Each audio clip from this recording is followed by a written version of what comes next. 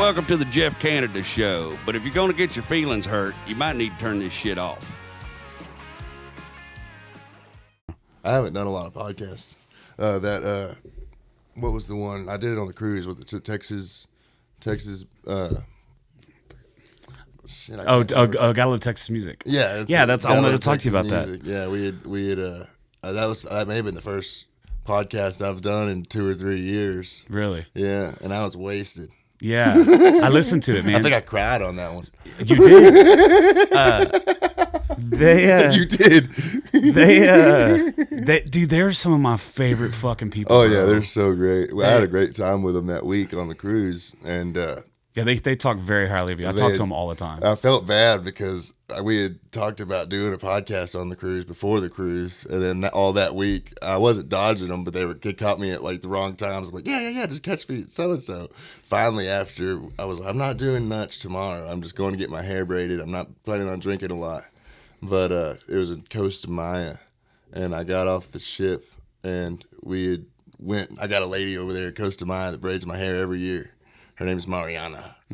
She's a little short Costa Mayan lady, and I guess she's Costa Mayan. I don't know, but she braids my hair. And she's her and Laura is the other lady's name, and she doesn't braid, but she just talks. And then Mariana's over there double dutching my hair. It's crazy. But so this last time, Sarah's mom came. My wife Sarah, her mom came, so they were walking around shopping and stuff, and then we had went through 2 margaritas. I went through 2 big old margaritas waiting on her to finish braiding my hair. It took about 2 hours, and then maybe a little less than that. But and then I went and did that podcast. So I was smashed already. Yeah, Tim told me that you and somebody sat around there picking guitar for a while. Will Bannister, dude, he's fantastic. Both Have you met him yet? I have not met him, but we've talked on. He's real as can be, man. Yeah, awesome. We've talked on both the.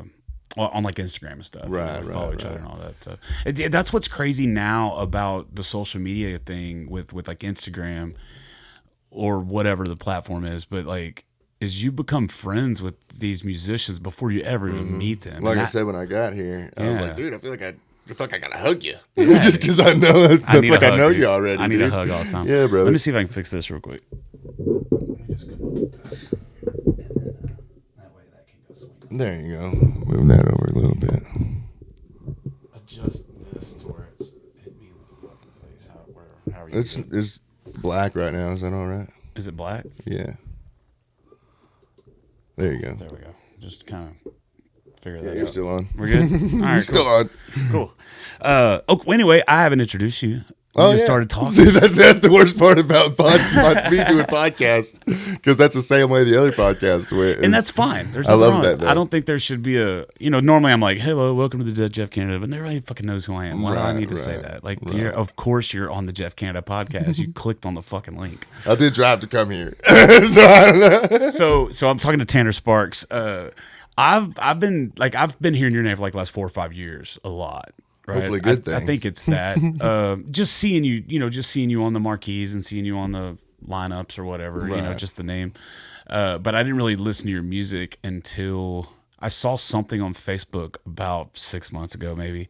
I don't remember what it was. And I started listening to your music. Right. We started interacting about that time. And then I shot you a message or whatever, and then I followed you on Spotify. So when your new songs come out, I get that dude, I appreciate you throwing that blank check on your weekly jams or the weekly jams, right? Playlist. Is that what you got going on? Yeah, I got there? the Jeff Canada weekly that's jams. awesome. Yeah, it works really out pretty cool. good. I wish I could grow it more to where, because the goal of that playlist was to get the music that I really like on the Release Radar to get over that 1,000 song hump in the first week. Because it's hard. Yeah. It's hard to get people to listen to it, and it's hard to really the first day. What I've noticed whenever I put out stuff, the first day is always a good day, and then the second day it varies, and of course it just depends on where you end up with those algorithm playlists and stuff. But see, I've never ever once had my songs playlisted on Spotify, and I pitch them every time, and I've never had it either. And I'm about to release my 41st release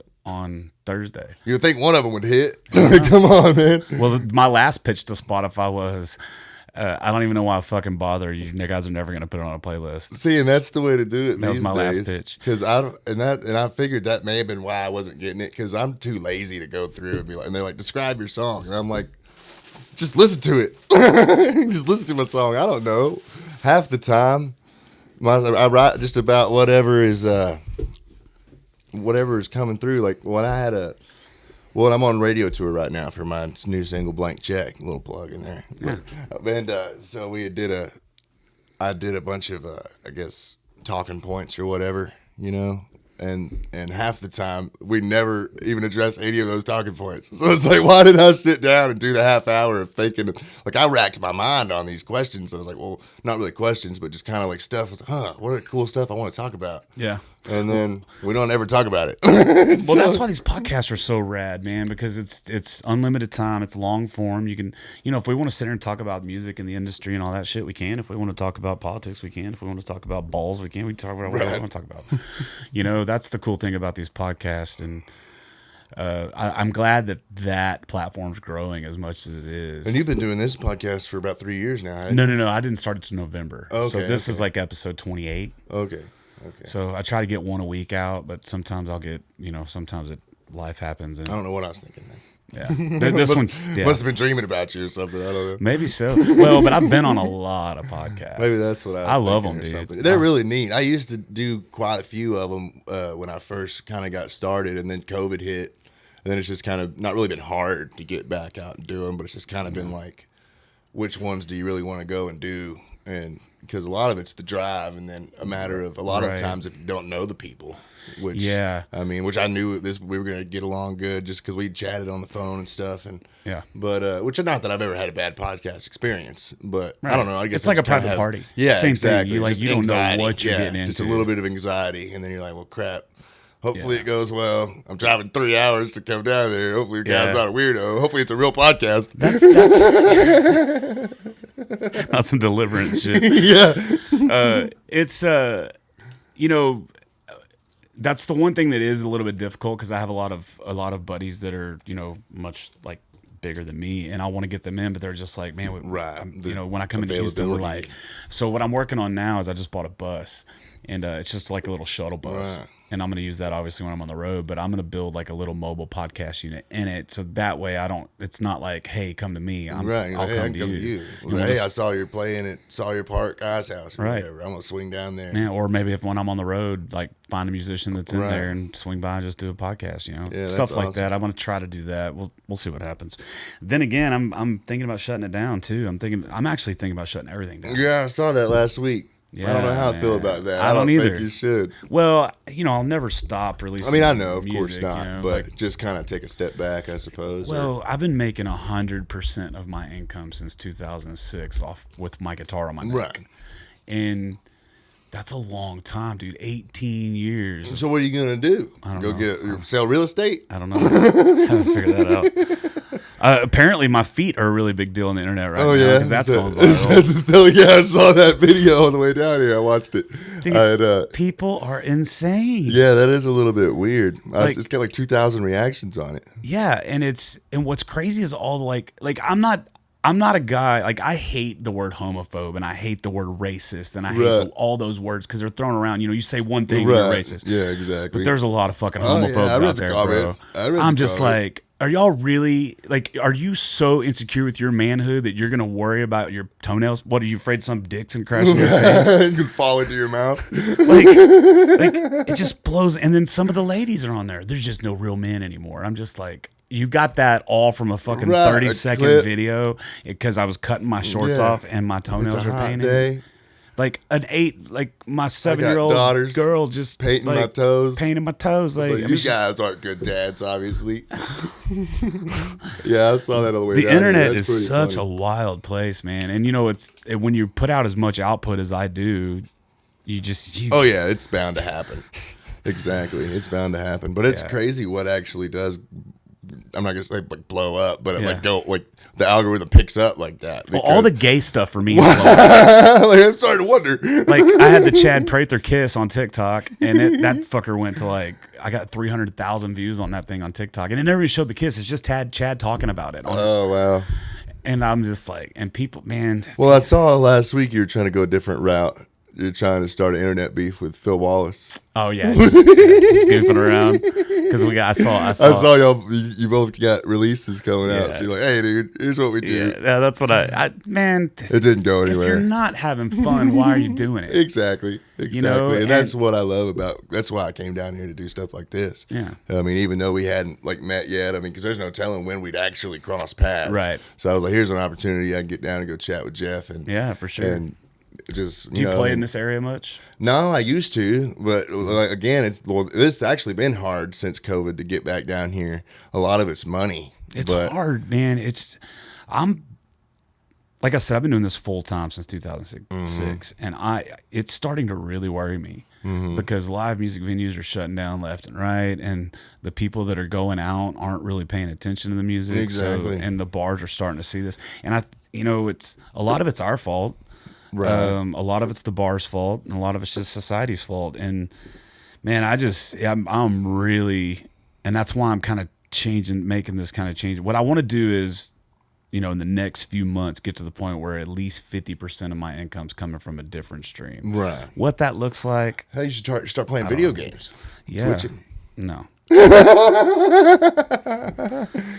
See, where I'm at right now is I've been doing a lot. I haven't done a lot of venue stuff this year. I've been doing a lot of private party stuff. Yeah. Luckily, I've had the fans that are willing to pay, whether it be acoustic or full band. But it's just hard to go out with a full band and make $1,000 or $1,500 and then not make any money because of the overhead stuff. I mean, it's hard to find good players for less than $250 for a 3-hour show, and I try not to play full band for more than 2 hours just because of the crowd factor, like you said. Yeah. Nobody's there to watch 3 hours worth of music, really. Yeah. And if you're playing 3-hour shows, you're probably playing predominant covers. Exactly. And you're a cover band. Exactly. And that's what I'm trying to explain to these people. So basically what happens, I've been playing in this area for so long, and so these venues keep reaching out to me, and I keep telling them back, like this is what I charge. If you want a cover band, it's for then 2 hire a hours. cover band. Right. And I will play covers in my set, of course. but I'm not a cover band. Exactly.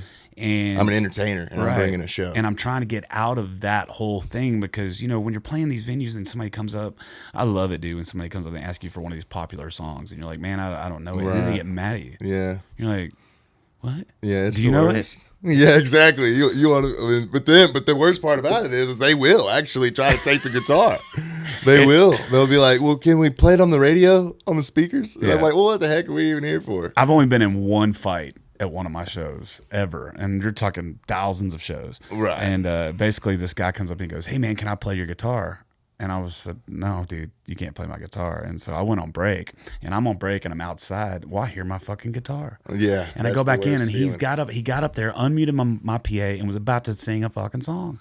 That's wild. Dude, I want to grab the guitar out of him, and it was like on an elevated stage. I throw him off the stage, and he come back up, and when he comes back up, I just, every ounce of energy I had just plowed him right in his fucking face, dude. Wow. And he just locked up. I mean, he deserved it, man. I mean, it's one thing to ask and get told no and then do it anyway. That's ballsy, bro. Yeah, no kidding. That's but drunks are ballsy. Yeah. That's the one thing is, our audience is a bunch of fucking exactly. drunks. And that's the worst part about it. I mean, but that's the thing about it is a lot of people don't know how to hold their liquor.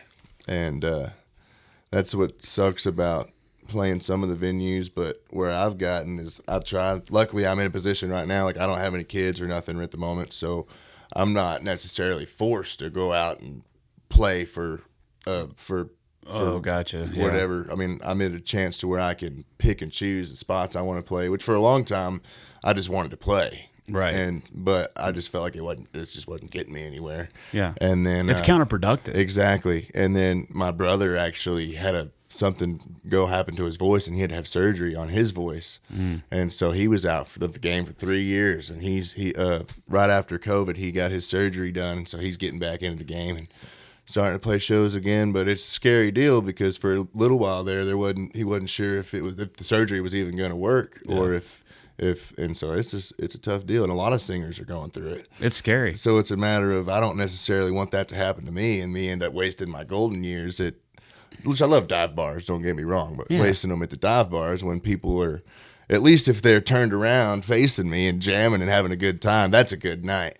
But some of the places, which I don't know if it's, as an artist, it's hard to figure out if it's the music or if it's is it my stage presence or Right. But shit, I'm jumping up and down up there. I'm doing power slides on stage. I bring a damn stick horse with me to my shows. Dude, that's the way I am. So I mean, what do I gotta do to get your attention? You know, that's the main thing about the stick horse is I use it as a mascot because if y'all don't know me, you're at least gonna know that I'm a stick horse guy. Yeah. And it's funny because That's funny. it is funny. I like it a lot, but it was uncomfortable at first, but then I was like, fuck it, I'm gonna be the stick horse guy. Well, I mean, I think some people, like, you have both, right? You have the personality and you have the stick horse, right? Right. Where me, like, I have the personality and I don't really have a prop or anything. But like some people, they need that something to give them personality because Right. they don't have it. And there's nothing wrong with that. And Yeah, so the of fact course. that you can find something like that to kind of, It's funny how that came out. it's pretty cool. Drop my quarter, but Look, he's already throwing money at me, throwing bro. money at you, man. I'm having a good time. I've got to pay Jeff Canada for this conversation I'm having. For sure. Man, that would be awesome if the guests had to pay to be on the He wouldn't podcast. be good. Hey, one of these days. My podcast was big enough where I could just charge. Sorry, man, it's $1,000. You want to come on? Come on. But I thought it'd be a good idea to have a mascot of some sort, just because, for one, it was all kind of an organic thing. I just found it at Walmart and bought it. We were at a rodeo, and I was like, well, shit, we're going to a rodeo. Yeah. I got to bring a horse. Yeah. And then I posted on Facebook just kind of as a joke and said, hey, y'all, I need y'all to help me name my new mascot. And so we came to a conclusion it was going to be Sparky. And then I brought him for a couple of gigs. And then, well, actually, the reason I kept him was because we got back into Texas. That rodeo was in Colorado. We got back into Texas and we were fueling up the bus. And I was walking out to the bus after coming out, getting snacks and stuff. And somebody's like, Tanner. I was like, who the hell knows me and wherever we are? And so I turned around and then they're like, I want to take a picture with Sparky. And so I was like, all right, it's got to be a thing that's now. cool. Yeah. And then so I took it on that cruise with me the same year we bought it. And then it was a hit on the cruise. And so now I've worked on like t-shirt designs and stuff like that. I just got my Sparky tattoo. Hell yeah. Dude, that's what it's all about, man. And then it's because I got this Sparky tattoo, I've got ideas to work on temporary tattoos to sell at the merch table of my Sparky tattoo. Because There you go. there'll be a hit on the cruise. I mean, you can't tell me you wouldn't get one. You wouldn't Yeah. put a Sparky I'll tattoo get one on right cheek. now. Yeah, dude. That's I what want I'm face saying. tattoos anyway. I just made a Facebook post saying I'm gonna get a face tattoo and release a Techno Red Dirt album. Red Dirt. Yeah, I saw that. I was trying to get my wife to let me do temporary Post Malone face tattoos for the cruise in spring, Yeah. and she wouldn't let me do it. See, I'm scared to do the cruise thing. I want to do one, but I'm scared because I've got super motion sickness. You'd be good. You'd be good for the atmosphere and the lineup. I understand the motion sickness stuff, but Yeah, it scares me.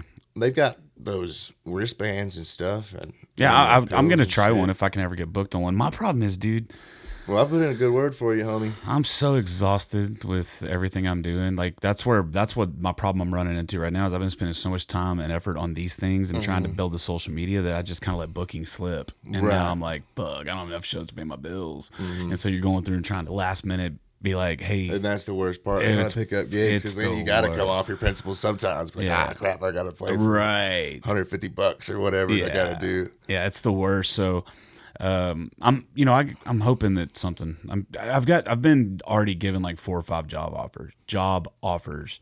So I'm hoping that something kind I'm of sure you'll takes, figure but something out and but it find needs to something be you like. it needs to be not temporary, but it needs to be part Right, like right. flexible schedule, Right. 'Cause you like wanna keep 100% doing your sales stuff. gig or something, where you're just commissioned. Real estate, dog. Fuck that, man. Go start selling some Airbnbs or I something. don't think I can do anything that involves the general public. Right. Yeah. Like People are weird, man. Yeah, I could deal with like customers like in People the are oil field or crazy. that kind of shit. But man, like just the general public, like, 'cause I thought about going back to bartending, maybe bartend a little bit. But man, Lord. like, but then your money nights are Friday and Saturday night, and that's counterproductive to what I'm trying to Right, accomplish. Exactly. So it's just it's crazy. This is all you do too, right? Yeah. And how long has that been? Basically, I've never really had a job when I graduated. Hence the van smell. Yeah, yeah. I started my junior year really gigging and doing like open mics and stuff, and then senior year after I graduated, I went to Media Tech Institute in Dallas to work on audio engineering stuff, and then met up with some folks and started recording records. And now we just did an album with Dustin Hendricks out of War Room Studios in Blue Ridge, Texas. Oh yeah, And that record's coming out in October. yeah. Is Pretty it done? Stoked about that. Yeah. We finished it up last year. I'll show you some tunes before. I Yeah, leave dude. here. I definitely want to check that out. I'm pretty excited about it. It's definitely my favorite one I've got so far. And, Yeah. I mean, you've always got things you want to do. I'm sure in a couple of years I'll end up having a new favorite one or whatever. Oh, Your for new sure. song's always your favorite one. Yeah, it's like your But- new kid. Exactly. Yeah. I wouldn't know that yet, but You have multiple kids, like the last one's the favorite. Exactly. I was the favorite. No, I'm just kidding. I was not. I was the middle child, and I have all the middle child syndrome shit. I got Oh yeah. yeah, Yeah, that's real the bad. worst. Yeah, I was the youngest, and then we got a half sister, and but for the longest time I was the youngest. So, the baby. but yeah, got I am the baby on my mom's side, so that works out. Actually, I just got me a new tattoo, 2 new tattoos. 'Cause I got my Sparky tattoo, but I just got my mom tattoo. Tattoos are for losers, Here. bro. Oh shit! Who would get tattoos? Let's check these out. Mom. Yeah, I like that. the old mom tat. Yeah. Is your mom still around? Yeah, she was diagnosed with stage 4 vulvar cancer in February, but she's. Oh, you still talked about kicking. that on the podcast. Yeah, that was pretty recent after all that. But I wrote that song for her. How's she doing? She's doing pretty good. She's still going through chemo and stuff. I think she's actually got a treatment tomorrow, Yeah. and hopefully that'll be her last chemo treatment. And then we'll see if we can have surgery, Yeah. and then hopefully we'll get the cancer put to sleep at least, and Yeah, then man. be doing our thing. Hopefully she'll be on the cruise again with us in October. Yeah, that's tough, dude. Because my mom in 2018, my mom's one of those old stubborn redneck ladies, and she never went to the doctor. And she got sick back in 2018, and we thought that she got because Harvey hit her house, destroyed her house, Golly. and she moved in before she was supposed to, and so and her well was contaminated, and so we thought that she was sick because of Water. for the water, and so we were having her tested at the hospital or whatever, and then she went to my aunt's house up in Henderson, Texas, and she was up there, and then my aunt called us and said she's in the hospital, and so we went up there, and 16 days later, dude, we put her in hospice, and she passed away the next day. It was through her whole body. Sorry to hear that. They actually stopped even testing. They don't even know where it started because it was. But it's okay because that's the way. I mean, and the way I look at it is kind of we lost her way. She was like 63. We lost her way earlier than I wish we would have.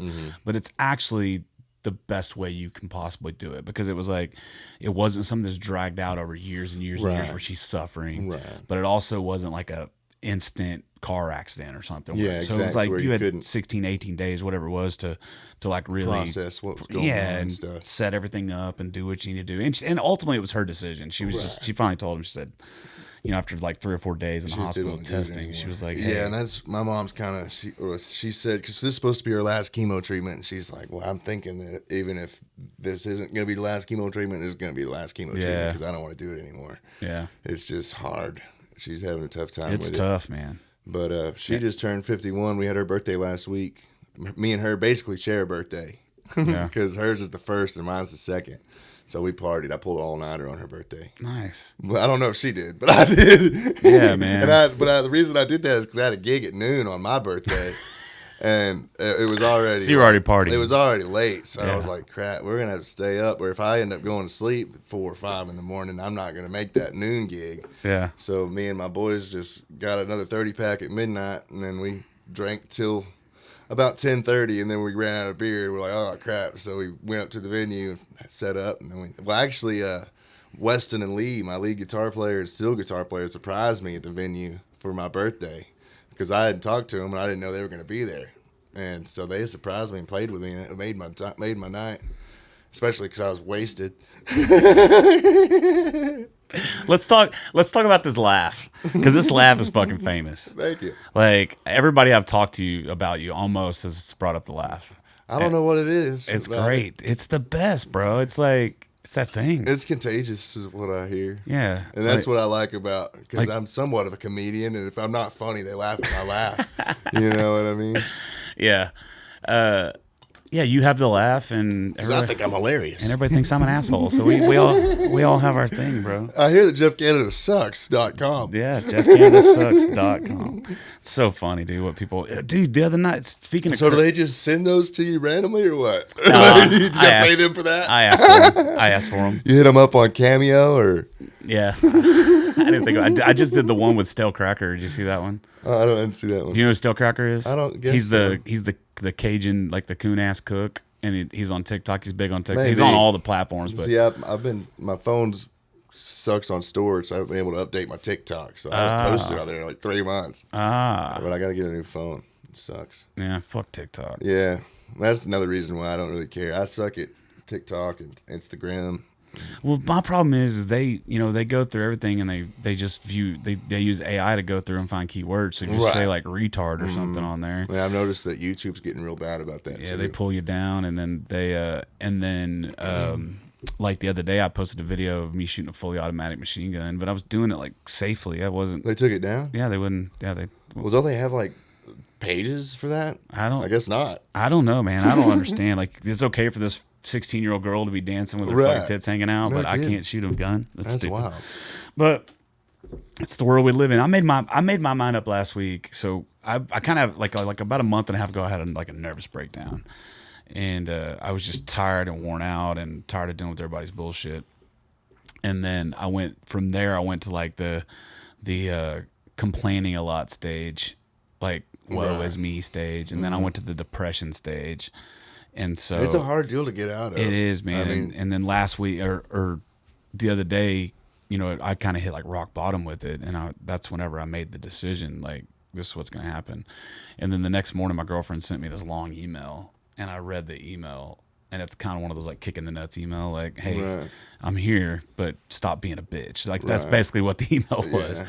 Yeah. So then you just start changing your mindset about things. So now I'm back in like the hustle mode, right. and You like need a reset. and not complaining about because somebody recently said, you say you've been doing this for 18 years, but really you didn't.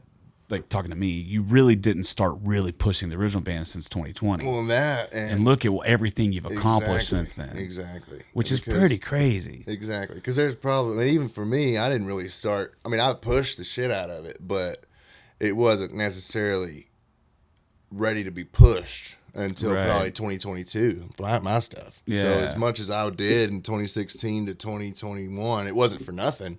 Yeah, it's all by getting any you to where means. it's all getting you where you are right now. But it was definitely, I feel like something not necessarily clicked, but in 2022, it's just kind of been, that was kind of when I was like, all right, well, I'm not gonna drive to Lubbock to play some bar that when I get there, they're gonna treat me like shit. Right. And this isn't, I'm not saying there's a bar in Lubbock that is that way, but I'm just I understand. There's using that as- first of all, there's a bar in every city. yeah, exactly. That But I'm treats you just like using that as an example. But I don't want to drive 15 hours to when I get to the bar, they're gonna treat me like shit and be like, "Oh, we didn't know you were playing tonight" or whatever. Or Yeah. and I get there, the door's locked for sound check, and I told her Right. I'd be there at 3:30, and then but I don't know. It's just I want to go places where they want me. Yeah. Same here. And it sucks because there's not a lot of places that want me just yet.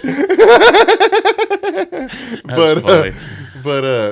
But like, because I've got a lot of fans down here in this area, and they're like, "Oh, come play at so and so's or wherever." And I'm like, I mean, if y'all can let them know, or at least if my name's getting around to the booking agents or whatever. But Yeah. maybe they don't know who I am. But if they hear my name a bunch of times, and then finally if they see my emails, because I've been emailing. Have you done Do-Si Do Whiskey Bar? I've done the Smaller one? Yeah, my kid's the GM over there. I've done the small one. I think I've done that one twice. I did it with Ariel Hutchins one time. That was really cool. She's great. You know Ariel? Yeah, She's I don't know awesome. her personally, but She's fantastic. we follow each other and everything. She's She's great. the sweetest, and She's kind of taking a little bit of time off. She had a baby or something, right? I am don't I thinking know the wrong if one? it was no. I mean, she did take some time off. I'm not sure if she had a baby or not. I know she's got, I think, a couple kids, but Okay, I can't remember. think maybe There's- they would just she just taking some time to kind of reset. I mean, it's a hell of a business, you know. dude. I mean, that's what I'm thinking. Instead, I mean, maybe even if you do just take a step back or whatever, just a reset, so you're not because you're burning it at both ends. You're kicking ass. It's though. crazy. And the thing about it is you see what other people don't see. I mean, Right. Because you got to see the mental breakdowns and the stuff like that. And that's what I go through a lot too. Is and that's what I talk to with my manager a lot. Is I'm just like, well, at least we think we're not getting anywhere, but I mean, even as shitty as it sounds, I mean, other people don't know, like, oh crap, I don't have the money or whatever to come in to pay my bills, but they think I do. Right. It's like, Right. and that kind of adds on to the pressure too. And that's where I'm at. Like, if you go just look at my Instagram before the last month, if you go, it looks like I'm already Ko Wetzel, bro. Right. You know what I mean? Like, I'm already playing in front of thousands of people, and like, but that's only really happened like once or twice or three times, and I just keep recycling that those content. same videos. I do the same thing, and I feel like sometimes I feel like I overpush that cruise, but it's a hell of a gig, and you get great content on it. But and it's just one of those things. It's right now, it's the coolest gig I've got. I'm not playing a lot of festivals and stuff, so it's like, oh well, we're 6 months away, and I made a post about it today. So I mean, which you got to, because you got to sell the cabins, or you're going to play for nobody, right? And you don't want to do that because that's not fun. What's the point in going to the ocean if you're not going to play for nobody? Yeah. Which it's cool, because either way, you're still going on a cruise, but it's a lot more fun. I've been on cruises that I haven't played on, and it's a lot more fun when you play on them. Sure it is. Especially that because all your friends are on there with you. I mean, even the people. What I love about being in my position is, I mean, because like you said, I mean, a lot of people hear my name around or whatever, but I'm still pretty underground. Gotcha. Or they may have heard my name somewhere, but they didn't hear my music, like you said. So when they go and see my show on the cruise, like they may have booked it for Josh Ward or like Gary P. Nunn was on the last one, or Corey Morrow. And they're excited to see them, but then like I'll play the first night or whatever, and then they're like, "Holy crap! I've never even heard of this guy, but he's got really good stuff." Another thing is, I hardly sleep on that thing because I try to make it to every show, support all the artists, and yeah, that's me at Steamboat. Hang out, yeah. Well, see, and that's another thing. I'm wanting to get into Steamboat. I went in 2020, Good luck. And then COVID hit. Yeah. Which even if I don't get in up there, I'd like to just find a couch to crash on and just be around. I mean, I went last, or I didn't go this year. I went last year for my first time. I bet it's a lot harder at Steamboat because there's a lot more going on. Dude, it's pretty insane. Steamboat is really cool. It's pretty insane, yeah. I definitely want to do Steamboat this year, and I want to do Mile Zero Fest this year, if I can. But also, my issue is I've slammed so many fucking doors, for being so bluntly honest. Right. And I don't know that some of those people will want me on their stuff. And a lot of that is I get into that kind of mindset too, to where I'm like, well, crap, did I burn a bridge that I didn't realize that I shouldn't have burned, that maybe they know somebody else or whatever, or I don't know. It's just a lot of mind games. I just don't have time to deal with people's sensitivity. Right. Like, you know what I mean? Like, I'm being me, and I'm building fans. And if you're going to get mad at me about something that's in your belief system, then that's on you. That's not on me. Exactly. And that's the issue that I have with, like, if somebody's not going to book you because of whatever. Yeah. Like that thing that happened the Sunday text message thing where I called out that agent for, I don't know if you saw that or not. I did see. But I think when you start talking about it, I know what you're talking about, because I remember seeing some. I basically got a new phone number, and I sent out my new number to everybody. And this lady bitched at me out for texting her on a Sunday. And I'm like, I know weird. For a fact it got around because people were talking about it in radio interviews and then texting me like, dude, it came up on the radio today. Yeah, that was weird. That was just a weird. But I know that other agents saw that and are like, man, Luke, we can't book this guy because he's dangerous. And it's just like, that's just not the case. Yeah, man. I mean, that doesn't make any sense. I've never been fired from. And even like I saw a post that you had posted it may have been a while ago, but talking about how they wouldn't book you at a fair or festival or something because they didn't think you were kid friendly. Oh, that's the Kenny store. Oh shit. No, we can say that one. Really? Yeah, I don't care. I hadn't played there either. No, yeah. Basically, what happened is we sent them a message, and they sent back a message, and it said, "Yeah, we've been following Jeff. We know are they kid friendly though? I think could. I mean, I don't think that their response was 100% correct. Right. There's I won't say who it is, but there's a particular musician that's in the same area that is really close with them, and him and I don't at all, and I'm pretty sure that is what the deal is, and it's fine. the day you start thinking you're for everybody is the day you Yeah, end up not exactly. being for anybody, because you can't bend. You just, I tell this to restaurants all the time. The ones that are like, changing up what they're doing because they get one bad Yelp review. Yeah. And it's like, no. If anything, you double the fuck down. You do what you do to the best you can and let it be what it is. But if, like, for example, just volume, if you're playing a show and you're having a great time, and then this happened to me too recently at a place called, It's an easy way to get turned up. You told me to turn my shit down. That's an easy way for me to turn my shit up. I'm 90 minutes into a 2-hour set and they come up and ask me to turn it down because somebody came in, and it's just like, so you're going to derail the whole show and everything that's going on and all the people that are having a good time just for that one person who came in that's too loud for. It's just, it's not a smart way to do business. What would be smart is to go with the mass and don't worry about the one. Exactly. Buck Bennett's the best about that at Buck's Bar and Grill in Nebraska. I follow him on Facebook and stuff. I haven't played up there yet, but a lot of people go up through there and on runs and whatnot. It's just a little, like, they've got famous chicken fried steak, and but a lot of people go up there and play. Like Ward Davis still goes through there. Tennessee Jet still goes through there, but anytime he gets a post, like a Yelp review, he'll post it on Facebook talking, like, they'll be like, oh, the staff was great, the chicken fried steak was good, but the music was too loud or something, and they'll be like, he'll crack a joke about it and be like, oh, the music's too loud, I'm sure they won't be back, or something like that. And I'm like, it cracks me up just because that'd be the kind of restaurant owner that I am, and obviously that you would be too. Fuck. I own one. I owned one at one time. Oh, And, yeah. In 2018 I did, and I didn't play those fucking games. Yeah. Especially like down here, crawfish is a real big deal. Oh, in yeah. Montgomery County, it's insane, bro. They've got that big. You just played that big crawfish festival, didn't you? Yeah, it was terrible. The storm, man, hell. and they had to actually shut us And that's down. what sucks about playing outside in springtime. Yeah. Is you never know if it's. Well, they had to gonna be- shut us down because Lake Conroe notified them they're going to open the dam. We're right on the river, and shit. so we had like 4 or 5 hours to evacuate. to get everything out of there, or we were all going to be underwater. Damn. So it's just, but that kind of stuff happens, man. There's nothing you can do about it. Oh, yeah. And if you're one of these musicians that are going to pitch a bitch about that, like, Yeah, you it can't. is what it is. Yeah, the only time I really lose my shit is like that, like on a Sunday, whenever you're going to come at that's me for dumb. that. Like, I that's was just dumb. yeah. I mean, Or you weren't trying to book a show. yeah, I was just You were updating. just saying, hey, here's my new phone number. Yeah, in case you need me. Yeah, that's ridiculous. I don't think they'll be contacting me back. I mean, you did tell them to delete your number. I did. Well, the first 8 responses that I typed up that I didn't send had the C word in it. Yeah, the ones you backspace a couple times. Yeah, I you're was trying not- to figure out how to work it in there. And you're like, it don't fit. Yeah, it's funny, man, but people are just so sensitive, and everybody's just so ready to be like get mad about everything. Yeah, I know.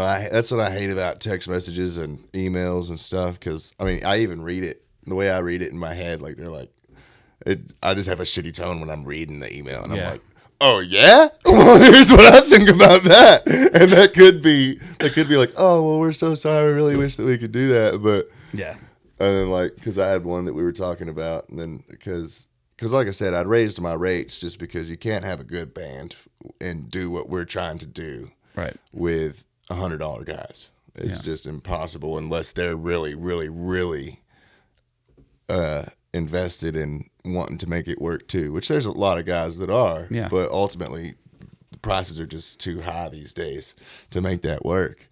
So a lot of the older venues that I've played already, or some of the ones that they've never heard of me before, they'll hit me up and I'm like, well, hey, here's my rates or whatever. Or they'll want me to come and open for somebody for $300 for a full 5-piece band. Right. Or $600 more realistically Shit. for a 5-piece band. Dude, but still. I've had offers for $250. I've had offers for $500. Yeah, I mean, it's crazy. It's like, as much as I'd love to come and open for whoever, I'll open for anybody. Yeah, same here. I mean, I would at least like to get compensated fairly for it.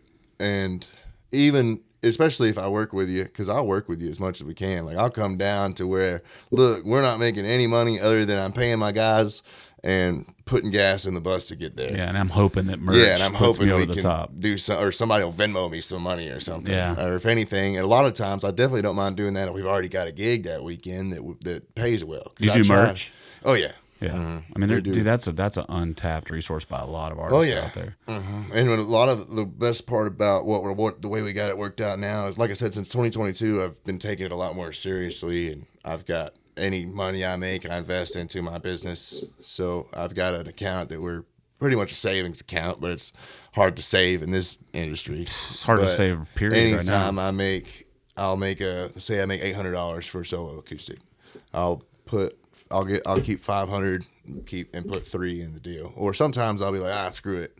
I got paid good because we had 3 or 4 solo gigs this weekend, and so I'll be like, all right, I'll keep 300 and put 5 in the deal, just so that way, whenever we do have to play a festival or something, that if I have to play a songwriter contest to get on there, they're obviously not going to pay us. Yeah. But I'm not going to make my band come out and not get paid. Right. I mean, yeah, I'm not going to make no money, but I'm going to have to pay my guys. Yeah.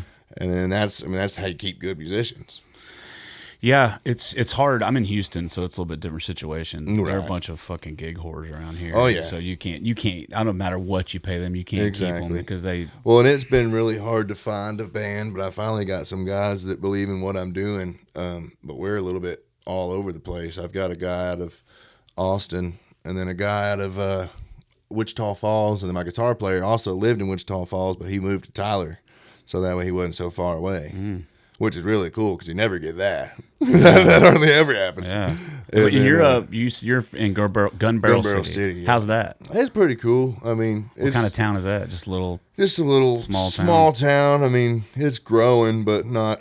I mean, it's nothing special. But I was actually from Eustis, Texas, but I started claiming Gun Barrel City because it sounds cool. Yeah, it does sound cool. And every time I say Eustis, people think I say Houston. So they're like, how often do you play in Houston? I'm like, well, I'm actually 4 hours from Houston. Yeah, yeah, I say Splendora because that's where I went to high school, but I'm actually from Plum Grove, which is a much, much, much smaller town. And we just had to go to Splendora school because they didn't have schools. And that's the thing is when you're like, oh, well, I'm from East Texas. And like, oh, what part? You're like, don't ask me what part. And then you're not going to know. And any then what's of the towns. East Texas? Like to me, East Texas is like Orange. Right. That's deep. That's like. Well, but people consider that Southeast Texas, but I consider this Southeast right. Texas. Well, and the thing about that is I claim East Texas, but really I'm Northeast Texas. Yeah, Josh Ward and I went to high school together, and Josh says he's from East Texas. Where Splendora. Okay. And so, I mean, technically it's East Texas. Yeah. But really, is it East Texas? So, but then they say North Texas. To me, North Texas. And really, like they say DFW is North Texas. Right. But that's East Texas. Yeah. Northeast Texas. Right. So what is North Texas? Because then they say Abilene. But then they say that's West Texas. Yeah. So I don't fucking know, dude. I don't know. And you know Amarillo. what? I just say I'm from Texas, and if you know anything about Texas, you know that we have everything here. Yeah. We have big. I mean, Houston's I think it's now the 3rd largest city in the United States. Now it was the 4th. Now it's the 3rd, past Chicago. I think population wise, and it's square footage. I think it's the 2nd or 3rd. So when you drive down here, dude, yeah, bro. But Texas, you can literally drive for 11 and a half hours straight and still be in the same fucking state. Longer than that, even. I mean, if you go from Belmont to El Paso, it's like 16 hours. Is it that far? I think so. Something crazy. Like that. Just think about that, bro. I mean, it's wild. And me and my wife were talking. I took her to lunch before I came down here, and because we live in a tiny town called Tool. Called Tool, Texas, right outside of Gun Barrel City. Oh, okay. And I'm like, what is the point of having these little bitty towns? Yeah. Like, because Tool is just one highway. It's 274, and it's got a couple little subdivisions right off this highway. Yeah. And it's literally probably a 4-mile span of this highway. And then it's Trinidad. And so, like, why? Like, Mr. Tool came in and fenced up his little spot. Was like, I just want this amount of land. That's it. Mr. Trinidad, you can have that over there. Mr. Tool. Mr. Gun Barrel, you can take that across the lake. Yeah, it's strange. The city names, I play in a place called Point Blank a lot. Point Blank, Texas. I've played there once, and I think. It's just like, man, some of these towns are weird. Or even Splendora, that's such a weird name. Well, we were going for a walk the other day, and on our street signs in our neighborhood, it's got the Tool City logo, and it says established 1979. So it's a pretty fairly recent. I'm established 1970. Right, it's pretty recent. So I was like, so how do you even? So like, can me and you go in together? Can we do that? Can we and start make a town? like, can We that need to happen? figure that out. We need to figure that out. And Stat. I would like to know what the most recent town is. Like, are they currently just making towns? Let's ask. Are they just making towns as we speak? Do you have to file a permit? I mean, who decides whether you can have a town or not? I Let's guess ask- the governor of Texas. Let's ask ChatGPT. See what they say. Yeah, that'll be interesting. Do you mess around with AI at all? A little bit. I'm nervous with it, What is the so I'll let you do it. what's the question? What is the What is the most recent town established in most Texas? recent town established? And I guess if we wanted to, we could broaden it to all of America, but let's just keep it at Texas for now. Yeah. Well, we don't give a fuck about the rest of America. Yeah. Let's see. Yeah, this I use ChatGPT. The most recent and established topic of interest, but find exact information can be challenging due to the fluid nature of town incorporations and developments. However, Prosper, Texas, which was developed in the early 20th century, saw significant growth later among the history. Blah blah blah blah. Other towns like Baird, Bovina, I've been through all these towns. Brazoria have rich histories established earlier. Okay, basically they don't know. I was like, we're looking wrong side of the timeline, my friend. And that's why I laugh at like Joe Rogan and stuff, because they're all like really worried about AI, and I'm like, yeah, man, that makes me. I'll probably go home and use ChatGPT now because that wasn't like, very threatening. like I still can't. You still can't make an image that has text without Right. it misspelling the text, Yeah, and that's crazy or in a to me. different language. That's wild to me because So- that's the easiest thing. Oh, the way I I look understand the hands because I mean a human can hardly draw human hands. Yeah. So I understand how the hands get messed up, but Yeah. how do you screw up? I typed the word in the search bank. I typed the word. yeah, like I've tried to mess around with like flyers and stuff in there, and I'll say Jeff Canada live at That's this place. the only time I've really tried to use it is for graphic design Yeah. stuff, logo stuff. Or Yeah, something and like nothing that. ever works. And so now but what is cool is I have an Adobe like Photoshop. Or, I pay for the subscription, so I get the whole suite. Right. And they have they have Adobe Express, which is like Photoshop, but like more online based, but it has AI features, and you can go in there and you can make whatever you want to make, and then you can use AI to do See, that different certainly stuff. it'll help as a And, that's See, cool. if we use it as a tool, Right, but you that'd know, be great. Which I mean, I don't speaking know. of tools, People just watch too many movies, I suppose. yeah. Speaking of tools, Rich O'Toole. I mean, he's not a tool.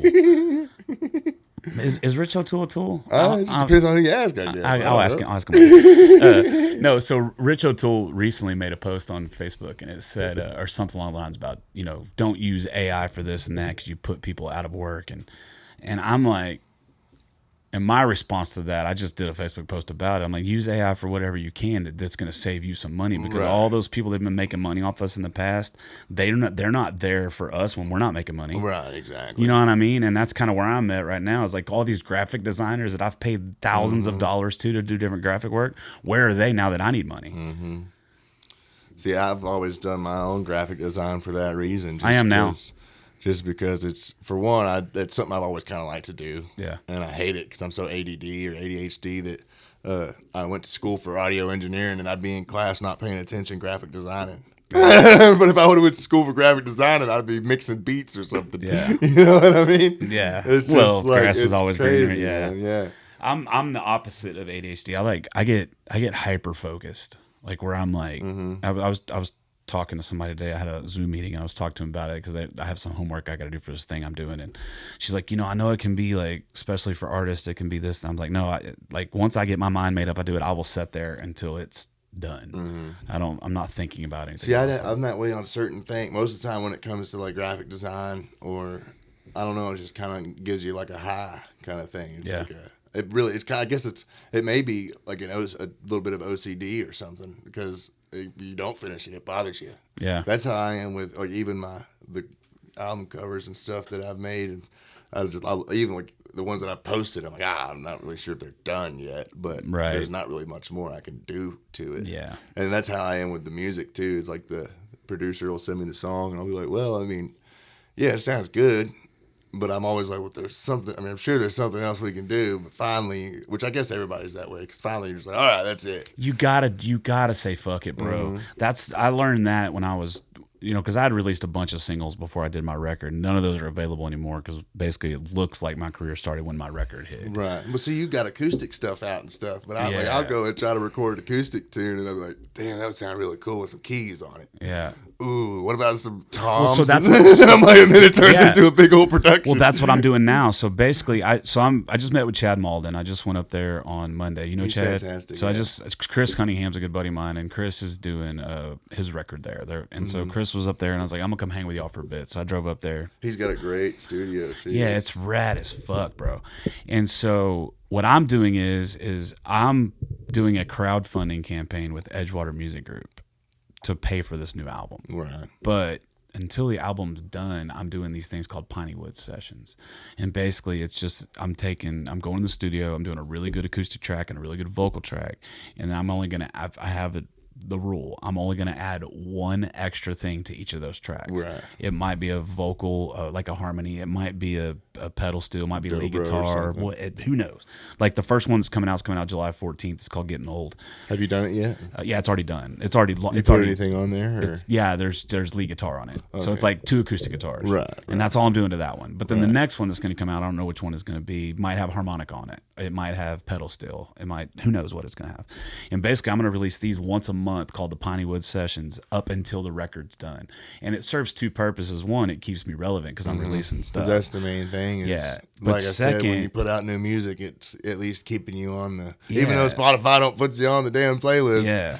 But your fans will still. bump your Right. stuff. Yeah, exactly. And it hits the release radar, and the release radar for the first month or whatever works. Exactly. But basically, what it's going to do is it's not only is it giving me content, but it's also allowing me to kind of push the songs out there and see what they're going to think about it. Right. So that way, whenever I get ready to really go for the record, we can say, okay, we're going to do this song, this song, this song, this song, this song. Here's the acoustic work tape.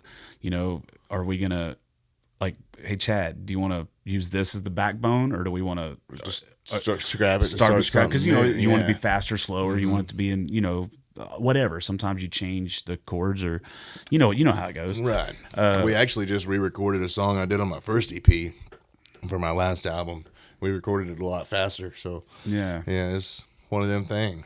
Yeah, and so I think it's going to be cool, and it's also lets me get I'm basically doing it with every song I write, no matter how good or bad it is. Right.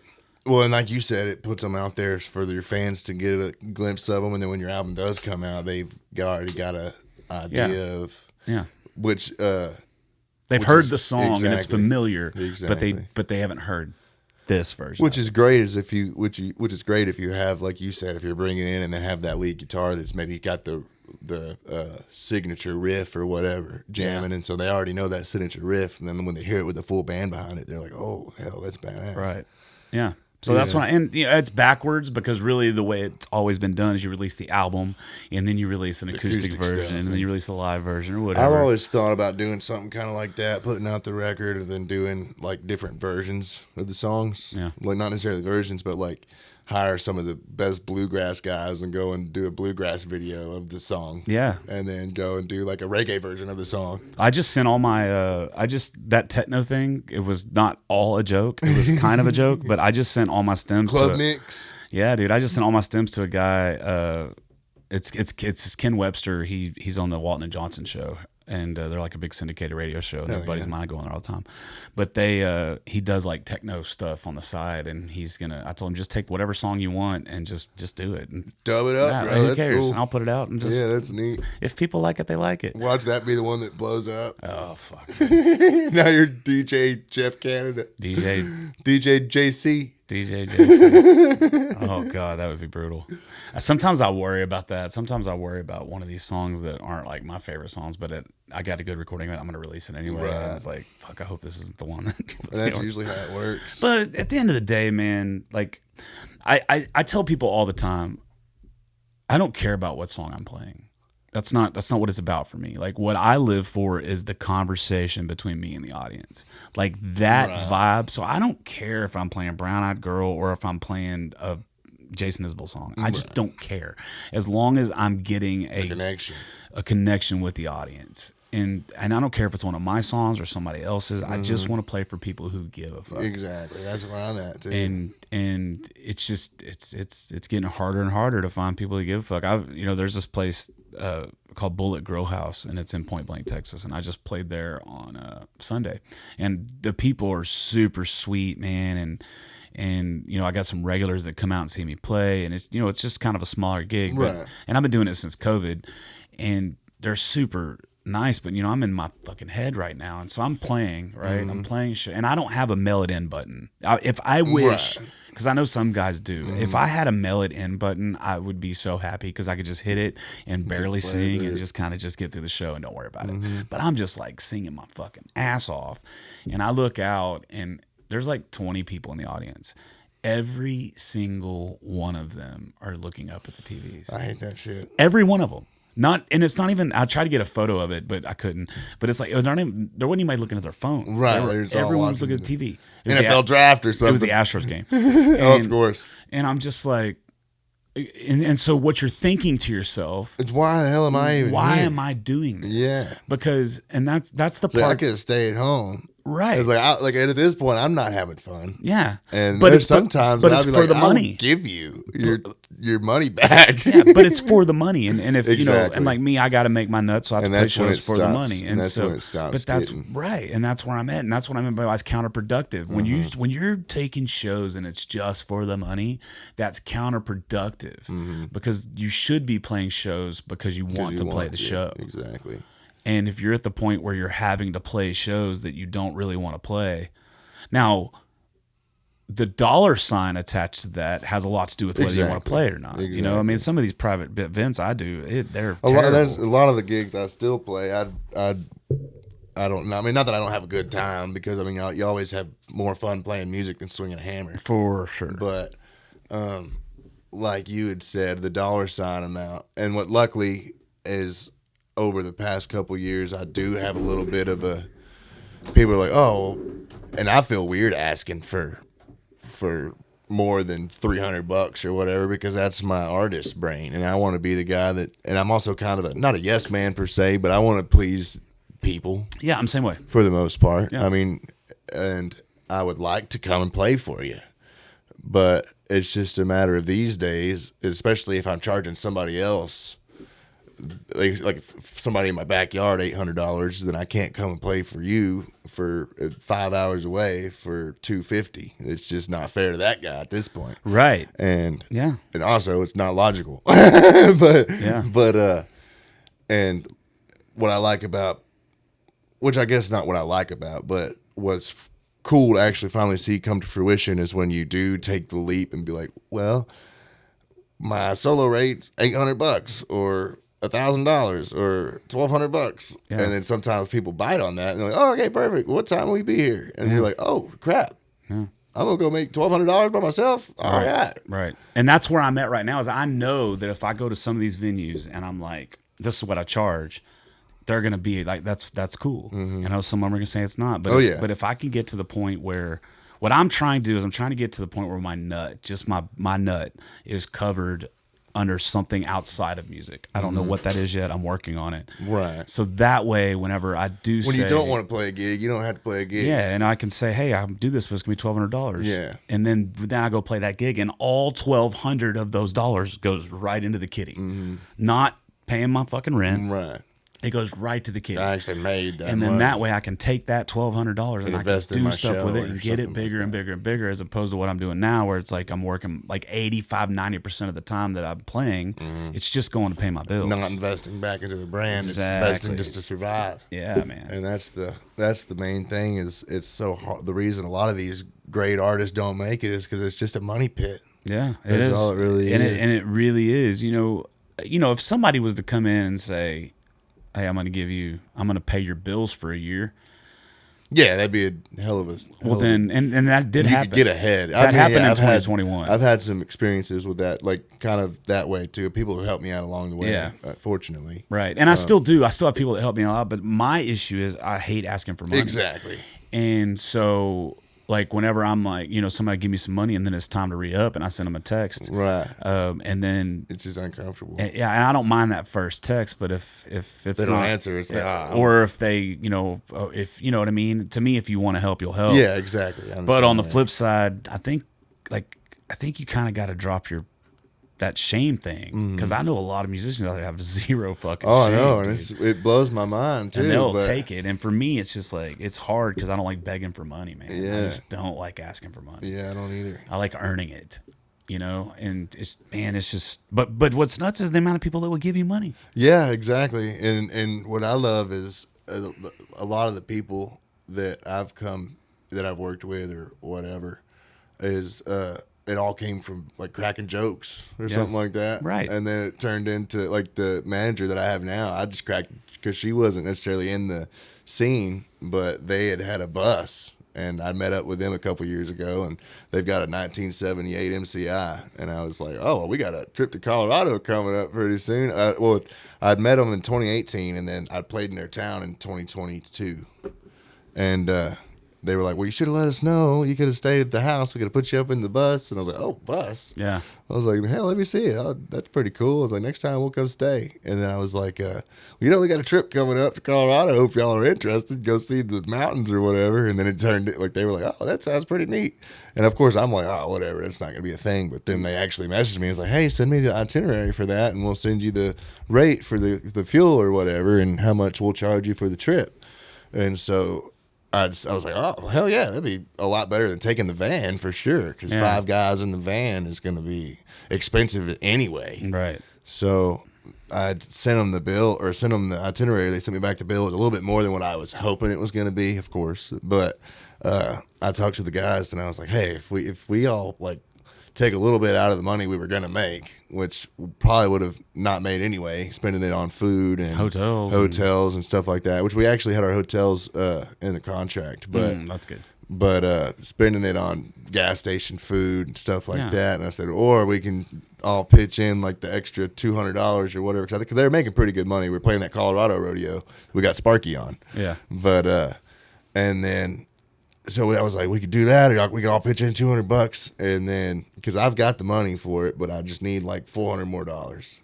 And so they were like, all right, hell yeah, let's take a bus. And so we took a bus, and it was really neat. And then actually, but we've been working with them ever since. So yeah, it's been a good relationship. And that's what I tell everybody all the time. This is all about relationships. Everything about this is relationships.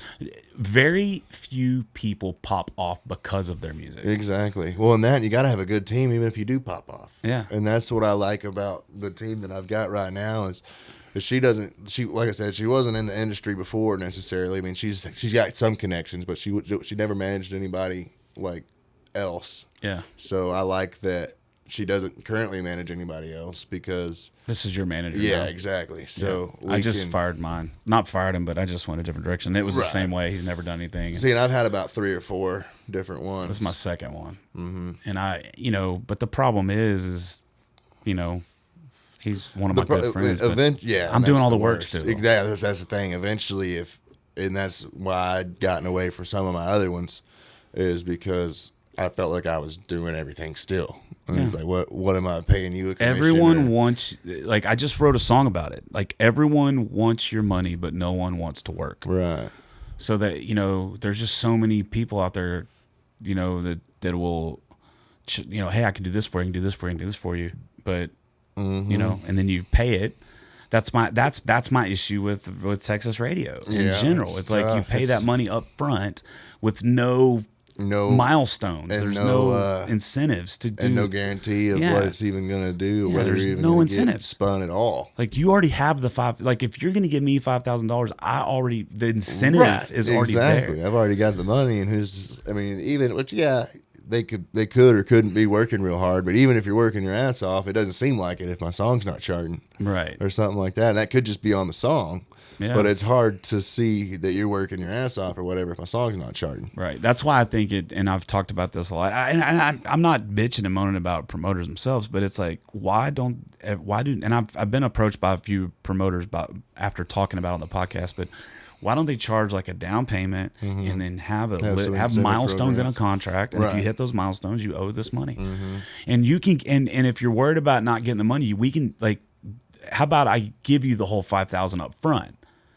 But whatever you don't hit at the end, you got Right, to you give refund me. back or That way you something. know that the money's there. Exactly. And if you hit those miles, because that'll happen too. Right. You so know, people won't have the back end or something. Right. But still, I mean, that still gets shady on whether you got to trust who you're working with for sure. But one way or the other, Which I there's guess, gotta I be mean, you trusting got to have away. a written agreement and stuff. Yeah, and one way or the other, So, you're trusting yeah, somebody. Exactly. You're either trusting that musicians to. I mean, I would, if it was me, I would probably go for the give me the money up front first, Right. and then every time we hit a Pay you milestone, I'll pull it out of that account, and then whatever we don't hit, I'll refund you the money at the end, Yeah, that makes more sense. or something like that. I don't know. There's I've just- had a love-hate relationship with radio too the past too. couple years. But I put out a single, this Blank Check. I put that one out to radio this year.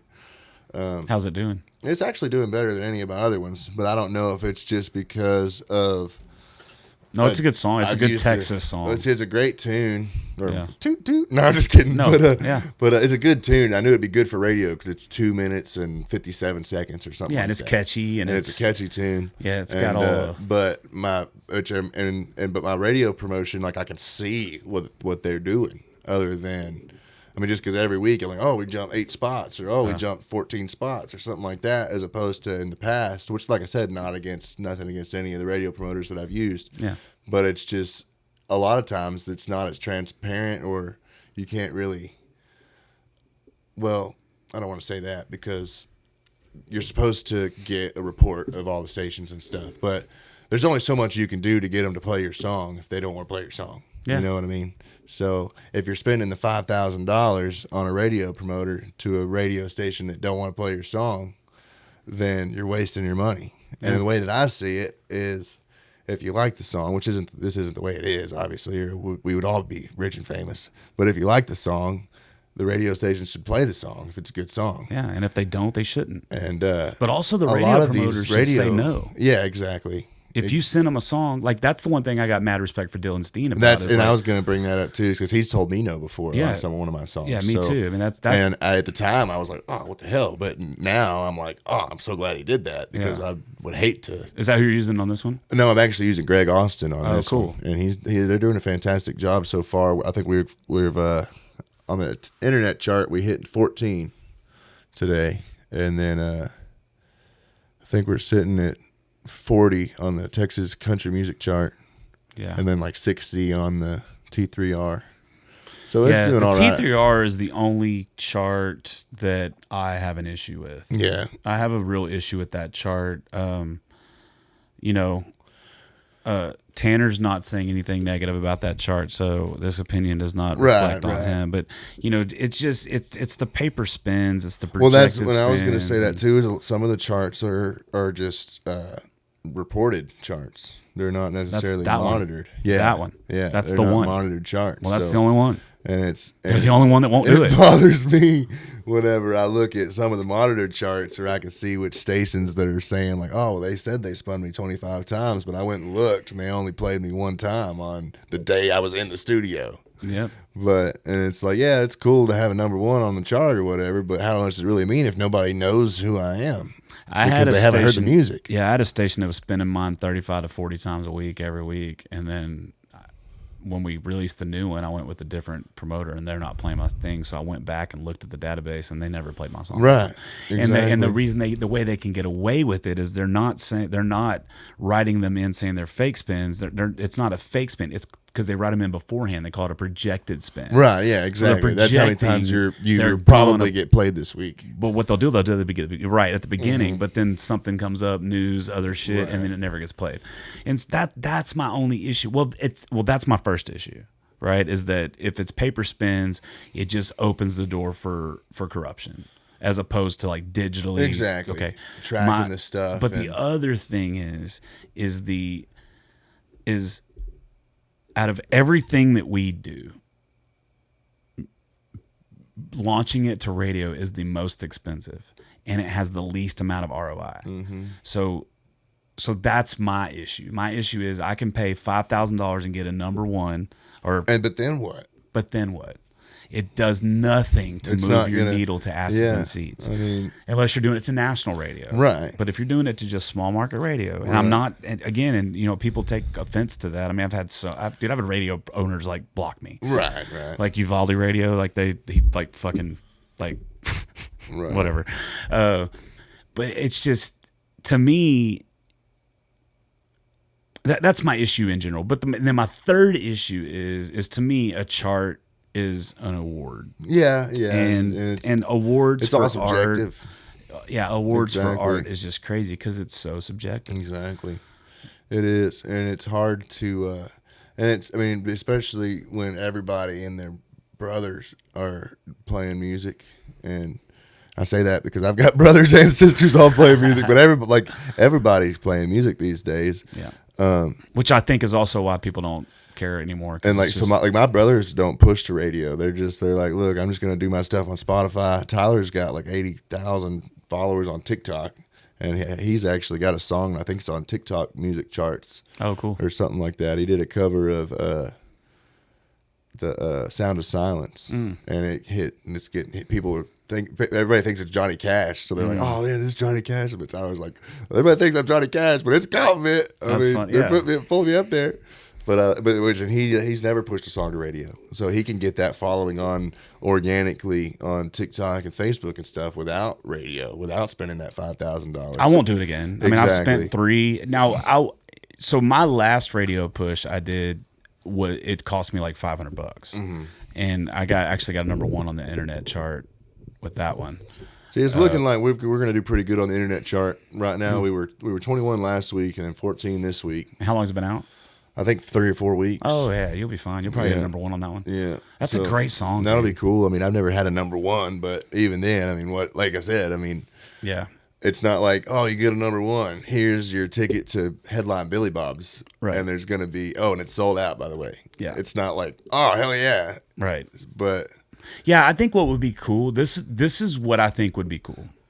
I think what would be cool is if the T3R chart or whatever chart has a stable of artists.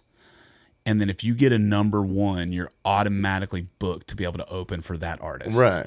Like some sort of a reward for getting that number 1 other than just, hey, you got a number 1. I think that would be rad. Right. Like Well, see, that's the thing is, I mean, because I can sit up there and be like, oh, well, this song went number 1 3 years ago, yeah. and then but it's like, well, And the crowd cheers. yeah, cool. Because they don't know what that means. Exactly, and that's the problem. Another thing is there's so many charts now. Right. And I feel weird about posting them because I'm like, oh hell yeah, guys, we're in top 40 on the Texas Country Music Chart, and then Thursday will come out and we'll be 55 on the T3R chart, and then be like, oh, well, I don't know, it's something to do with the Yeah. cloud and the, Yeah. it's just not refreshed, something like that. Yeah.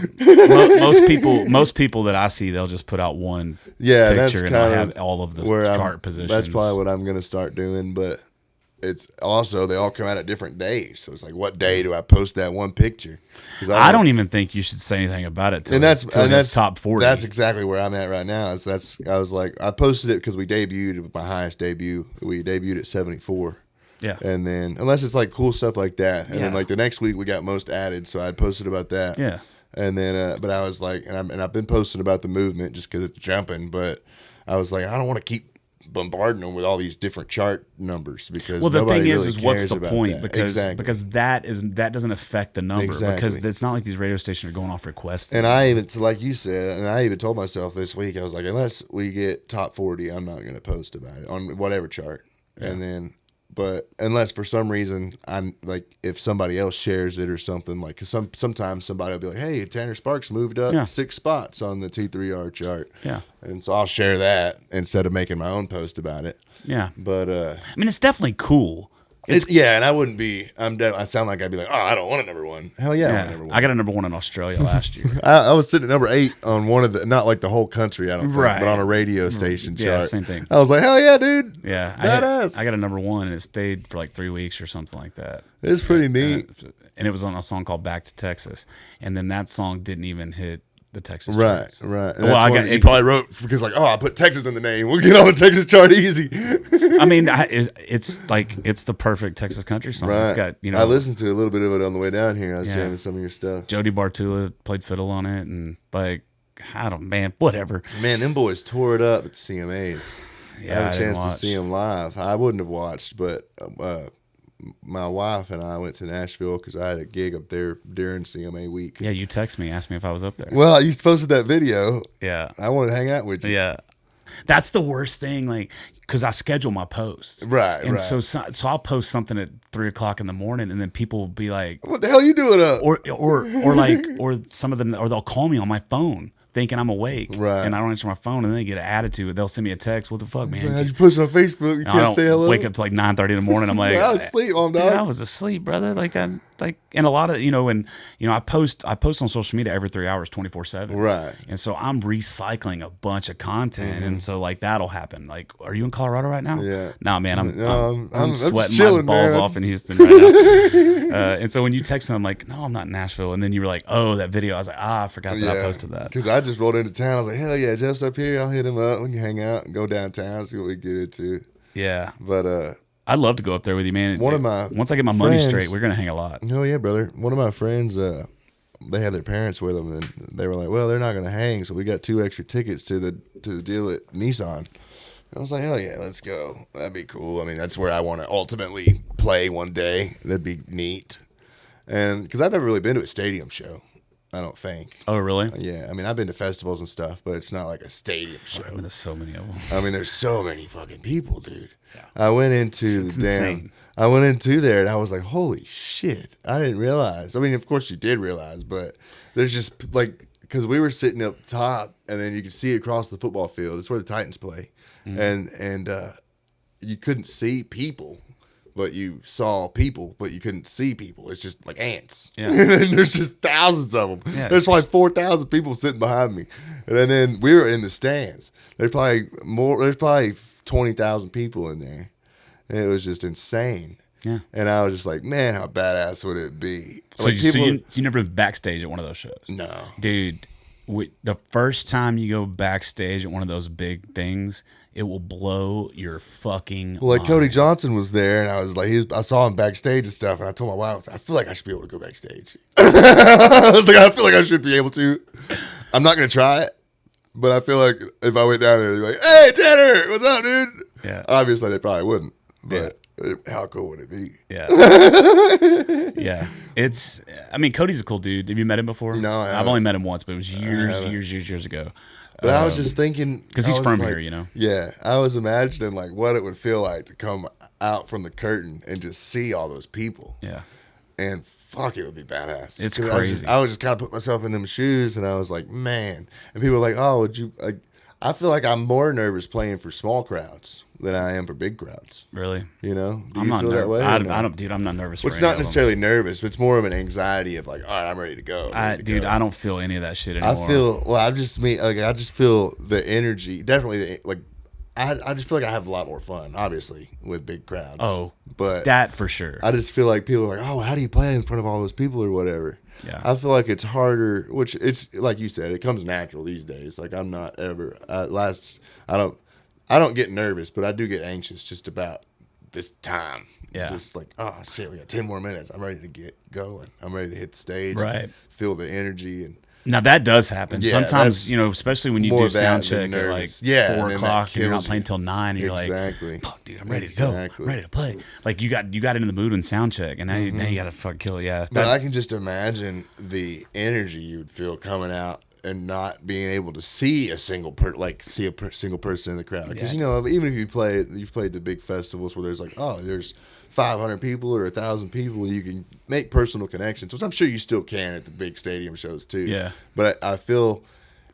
at some point, as many of those people, they become one person or one entity, and I just feel like it's easier to perform, or not necessarily perform, but to talk, like public speak to a crowd that is one entity as opposed to a bar that's 15 or 20 different people that you're like, oh, how y'all doing tonight? They're Yeah. like, screw you, sing something, douchebag. You're like, oh man, all right, I'm gonna, because that's the worst. I hate some shows. I can go the whole show without talking. between songs, just because if the crowd's not into it, I'm not gonna talk to you. Yeah. Just because I'm not gonna feel like an asshole or feel like a dumbass saying something, and then y'all are like, "What? Y'all make some noise for Lee." Yeah. I just start making fart noises. Good job, Lee. Oh yeah, I do too. Like after they're done, like we'll kick ass on a song, and if nobody claps, I'm just like, well, hell yeah, I hope y'all have fun. You know what I like to say all the time is I won't do it at the full band shows, but like acoustic shows, and after I play a song, and I'll say like, man, thank you guys so much for almost clapping, or something along those lines. And then a few weeks ago, I actually held a class on how to applaud before I started my show. So I like sat down. Now it was at a venue that I play at regularly, so They knew. that has a lot to do with it too. Is like what you can get away with, the venue, and what you know what you can get away with and what you can't. My wife always claps after songs, so my go-to is oh, thanks, babe. Yeah, I just try to. I don't know, man. I always have a pretty good way, but we did that show with Randy Rogers in front of 6,400 people, bro, and it was just I bet like that was badass. it was just. Now we were on the side stage, but the way they had the main stage and the side stage was Right. right next to it through the same PA, Yeah. and they gave us an hour set before Dylan Wheeler, and then another 45-minute set before Randy Rogers. So we got yeah. two sets, That's and cool. dude, I had the fucking crowd just like in the palm of my hands, Right, and that's always the best. And I hate to say all these stories and act like we're not playing for crowds. That's but where I was gonna go. The next day, I played in front of like 6 people, and I was like sitting there trying to see if I could make someone die from my brain. You know what I mean? Like I went from being like this peak of playing in front of 6,400 people and like selling like $4,000 in merch and just It'll like get to you. having a great time, and then the next day it'll humble you. It keeps you humble for I'm just sure. like the valleys, and I'm just like, man, I wonder if I think hard enough, that dude's head will explode. Like a Tenacious D, Yeah. mind exploder. Yeah. Yeah, dude. I mean, it's a weird deal. I kind of had an experience like that too. We had played a big festival. We did Outlaws and Legends, and then I played a little crawfish place the next day and I was like, well, thought I made it. So now I got jokes like I'll be like, "Hey, another successful sold out show here and wherever." Oh, yeah, you when there's crack like me up. 6 people there or You whatever. crack me up on there. Everybody would turn around, Yeah. looking at the TV or something, and you'll go, hell yeah. Yeah, Posted about Yeah. it. Like, we had a great time. yeah, yeah. There was one. I was at a festival, and now it just happened to be the way the cameraman did it. But it's like we're up there playing, and you can see like I saw people that here, picture. but nobody's It looked- looking at the It stage. looked like everybody was looking the opposite direction. But I think it just happened to be like the perfect, because it wasn't Right. like we killed. I think that was with that was with Well, Josh, when Josh you, Ward. when you post that stuff and everybody thinks you're being serious, they're like, "Oh, we love you, Jeff. We just want you to know that you're our favorite. Dude, I had a Don't guy- give up on it." He's like, "No, but it's just funny, guys." I had a guy reach out to me the other day and was like, Say, bro, you good? "Yeah, I'm really worried about you. You good, homie? I'm really worried about you." I'm like, man, like, I don't know. Well, I had Jarrett Ray Reddick. I opened up for him. Did you give him a hug for me? I think I did. If you didn't, you missed out. I think I said- because that boy can give some hugs. I definitely gave him a hug, but I think I said Tanner said what's up or something like that. Yeah. But Because I saw him at the awards, and that was my first time meeting him. And I was just like, and I told my wife, I was like, if I meet Jarrett, the only reason, and not the only reason I went to the awards, but my whole mission of the awards, I wanted to hug Jarrett just because, I don't know, I just had a feeling that he'd give really good hugs. he's the sweetest, bro. And so when I've met him, and me and my wife took a picture with him, and I asked her, I was like, "Hey, brother, it's gonna be weird, but can I hug you?" Yeah, He's like, "Of course." So I gave him a big old hug, and I was like, "Dude, yeah. that was everything I wanted it to be." I was like, I just wanted you to know, I've thought that you would give great hugs, and you give fantastic hugs. Yeah, he's great, man. I opened up for him for the first time. I opened up for Bowling for Soup in 2001. All right. Long time ago. And same year I opened up for Pat Green and Corey Morrow. Same year.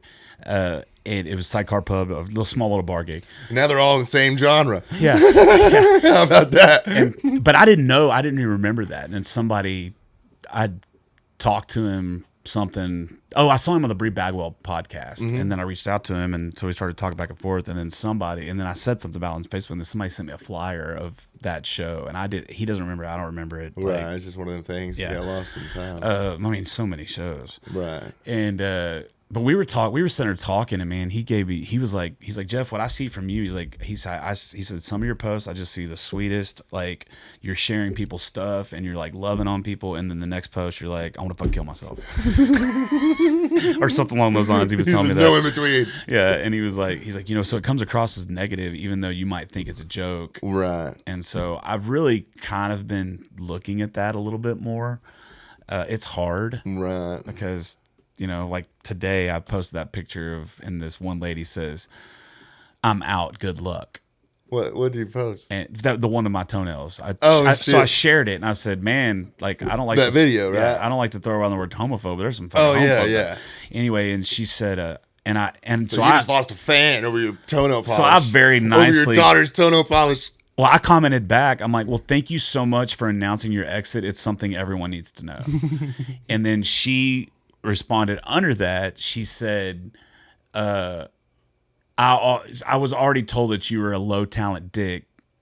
I'm here for the music, not assholes. And then she blocked me. It's like, go look at my damn Spotify page. It says, "Don't be an asshole." Yeah. Asshole. Yeah. She blocked me immediately.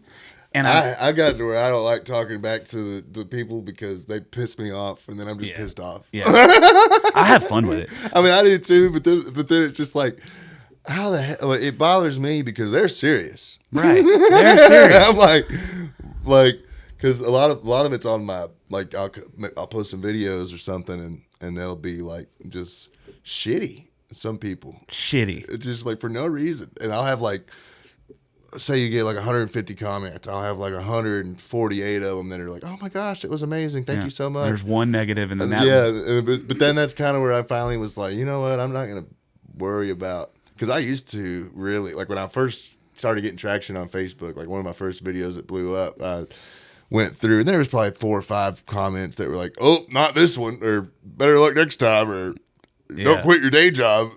I got one of those recently on And TikTok. so I made a post because I got a bunch of them that were like, "Don't quit your day job, you suck." And then so I was like, but one of them was really fucking mean. And he was like, "Why is it that everybody that plays guitar think they could be a singer?" And I was like, "You asshole." Yeah. What the best part about it now, though, once you get a good fan base, because I think I have like 16,000 people following me on Facebook or something like that. So They'll start fighting for you, dude. I love that shit. I'm like, hell yeah, get it, Debbie. But I won't even react because I don't get involved. But dude, I'll react to my teammates, man. Dude, some of it is so funny, bro. Like some of the comments coming back on the, I mean, it's just. See, I haven't even thought about, like, because I don't want to entertain it as myself, but I thought about making a burner account. I have one called, sticking up for myself and be like, "Fuck you, asshole. What do you do with your life?" Whatever. I have one called Lefty Bridgeburn. Hell yeah. And I used to do that. There you go. Now I just don't have time. And I don't care. And like I said, if you're gonna waste your energy on the negative shit, you ought to be going and looking at the guy that was like, "Hey man, this song really made my day this morning. I hope you have a great day." I ought to go look at his stuff, figure out where he's from. Exactly. Send him a message. Say, "Hey man, thank you. Your comment really meant a lot." And that's what I started doing. I started commenting and then just not even answering. But then you got some crazy fucks on there that will comment on everything. Oh yeah. I've gotten to where I delete the negative comments. I know it sounds like I'm a puss or something. Oh, I definitely don't delete them. I see, and I was like, I don't want to delete them, but I just delete them just because. I deleted that one. The reason I deleted that one is because she blocked me, and you can't no longer comment or anything on it. Right. And I didn't want people seeing it, and not be able to comment on it. And so I deleted it. But I did take a screenshot of it and put it on my story. Right. Oh yeah, I had made a TikTok about, because I had like 7 or 8 were like, "Don't quit your day job," or "You suck," or "Not this song," or something like that. And so I made a TikTok, and it was the last couple ones were like, there's a bunch of "Don't quit your day jobs." So I like patched the "Don't quit your day job" up in the corner, and I had all those like on the screen. And then when they got off the screen, I did like a slideshow of all the badass shows and shit. And then the last video was me sipping my pina colada on the beach after the cruise, with my hair braided. I was like, "Don't quit your day job." It's the best, man. It's the best. And that's. Then it got like 7 likes. I was like, what the fuck? It just makes you feel better, dude. Like my whole life, I haven't been good enough for people. Right. Like my whole life. Right. And so now I'm just like looking back and being like, hey, remember when you said I wasn't good enough to do this, or wasn't good enough to do this, wasn't good enough to this? Exactly. Because people are just so fucking judgmental, man. Mm-hmm. Like, but it's so back to what we were talking about when we first started the conversation about like how it's so hard to get people to like your stuff or like invest in it or whatever. But then, and it's hard not to let yourself get down when you see the stuff that they do invest themselves in and like, and they're buying tickets to go see, and it's like, what the heck? well, you start to question yourself. Exactly. You know, you really start to question yourself, and the same thing if you're playing a show. You're on stage and you're playing a show, and nobody gives a fuck. You're not thinking, man, they're a bunch of fucking assholes. You're thinking, I'm not putting on I'm not doing my job. I'm not doing my job. And like I'm not good enough because. But then you get off at the end of the night, they're like, "Oh, you did a fantastic job, and we loved that Conway Twitty cover you played." And Yeah, like, so y'all were paying attention. Yeah, but you're just not letting me know. Right, and that's what I don't understand. And that's what I'm saying. That it's like live music is supposed to be a conversation between the audience. Like you're not playing at them, you're playing with them. Exactly. You know, and they need to be part of the show. Like they're like the audience should be just as big of a part of the show as your drummer is. You know what I hate more than anything? Whenever This you is going to finish, be a long list. whenever If you want to go down this road. yeah, it's like, but whenever you finish a song, and I would rather you not even clap, and let like when there's an awkward pause after you finish, and then like you're already like you take a sip of water or something since you didn't start your next song, and they think you're not playing until they clap, so they're like, oh, everybody starts clapping, and you're like, all right, assholes, like, don't even clap if you're not gonna clap. I appreciate it, but Yeah.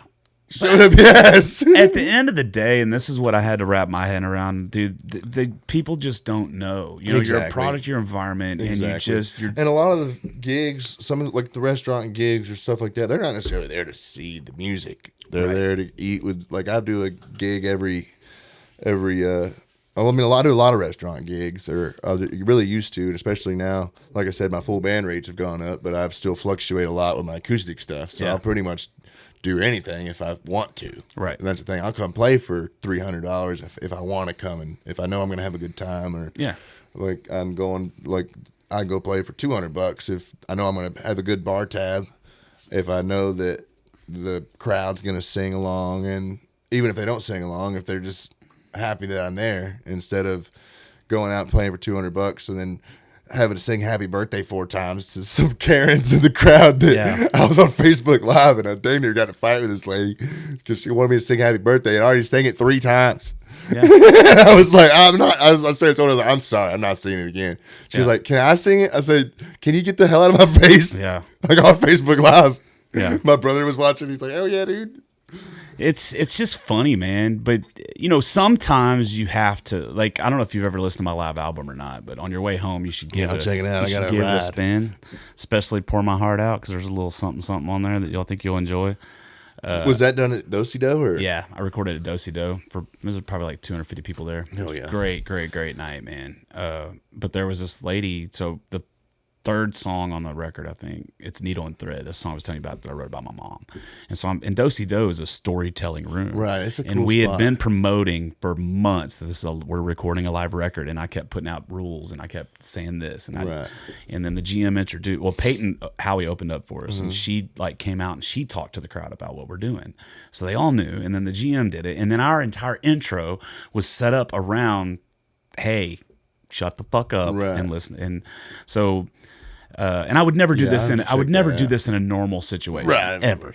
But like we're on Needle and Thread, I'm setting up this song, and this lady's phone rings, and loud as fuck, and I'm just like, and then you're in the middle of it, and it just knocks you out of the, you know what I mean? And so I was like, okay, well that just happened. So can everybody turn off their phones? And Chad Prather was there, and I was like, man, it sure is hard not being an asshole. And then I asked Chad, I said, Chad, isn't it hard to not be an asshole? And then my bass player Philip's like, it is when it's you, like shit like that. So it's like a cool little exchange.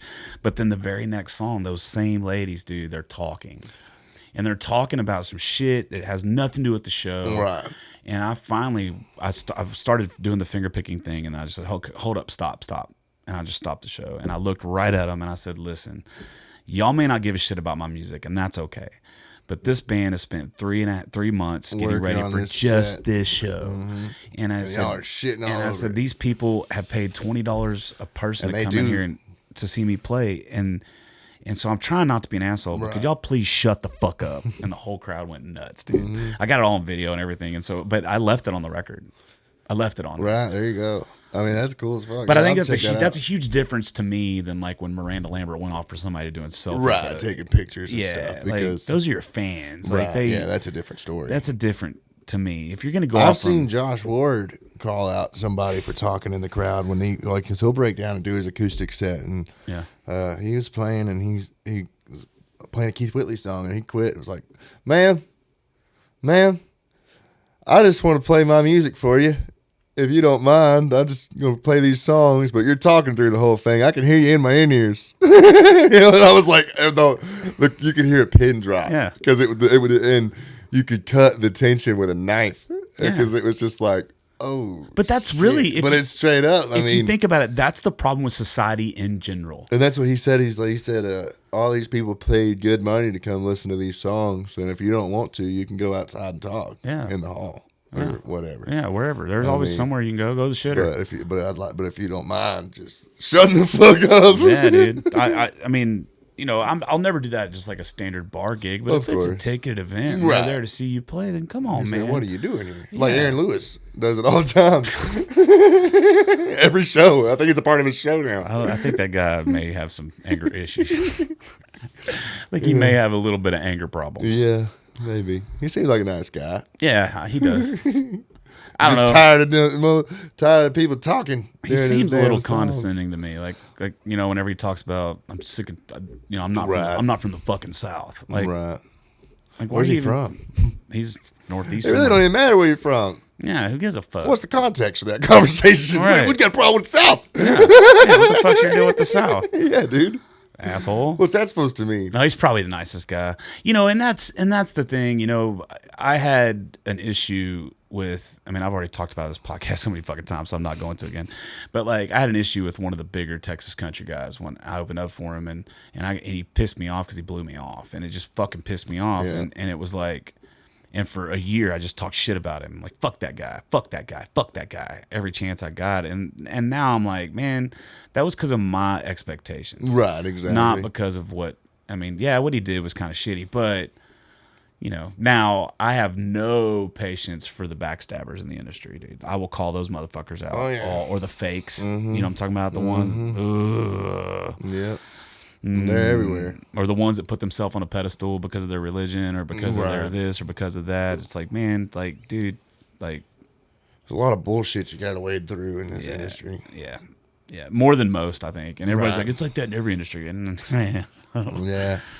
I don't think so because everybody thinks we make all this money. Yeah, exactly. And that's the hard part. I mean, if you're making money, then you've done. I mean, that's the hardest thing about it is if we were making all this money, it might not be that big of an issue. Yeah, But- it definitely but I mean, wouldn't be. We're fighting for just a little bit. I mean, ultimately, like, say I got a 5-piece band, and yeah, if we bump up an extra $1,000, that's only $100 a man, even more, or whatever. Yeah, So ultimately, even if you do raise the band rates, it's really not that much. yeah. Because it's going from paying your guys gas money to now they got gas money and might be able to buy some food on the way. Right. Yeah, and it's, you know, it's just an expensive industry. And what's crazy is this is the part that blows my mind. And Spotify is a perfect example of it. Is everybody is making money off of the people that are actually doing the work, except for the people that are actually doing the work. They're not making the money, and it's crazy. You know what I mean? is. It's $2,000 to record a song. It's $3,000 to do a video. It's $5,000 to send it to radio. And that's just It's- if you do it, and I mean not like if you go to Nashville or something and try to do it in yeah, 50,000. yeah, I mean that's on the 100,000. low end. Yeah. You're on the low end, Right.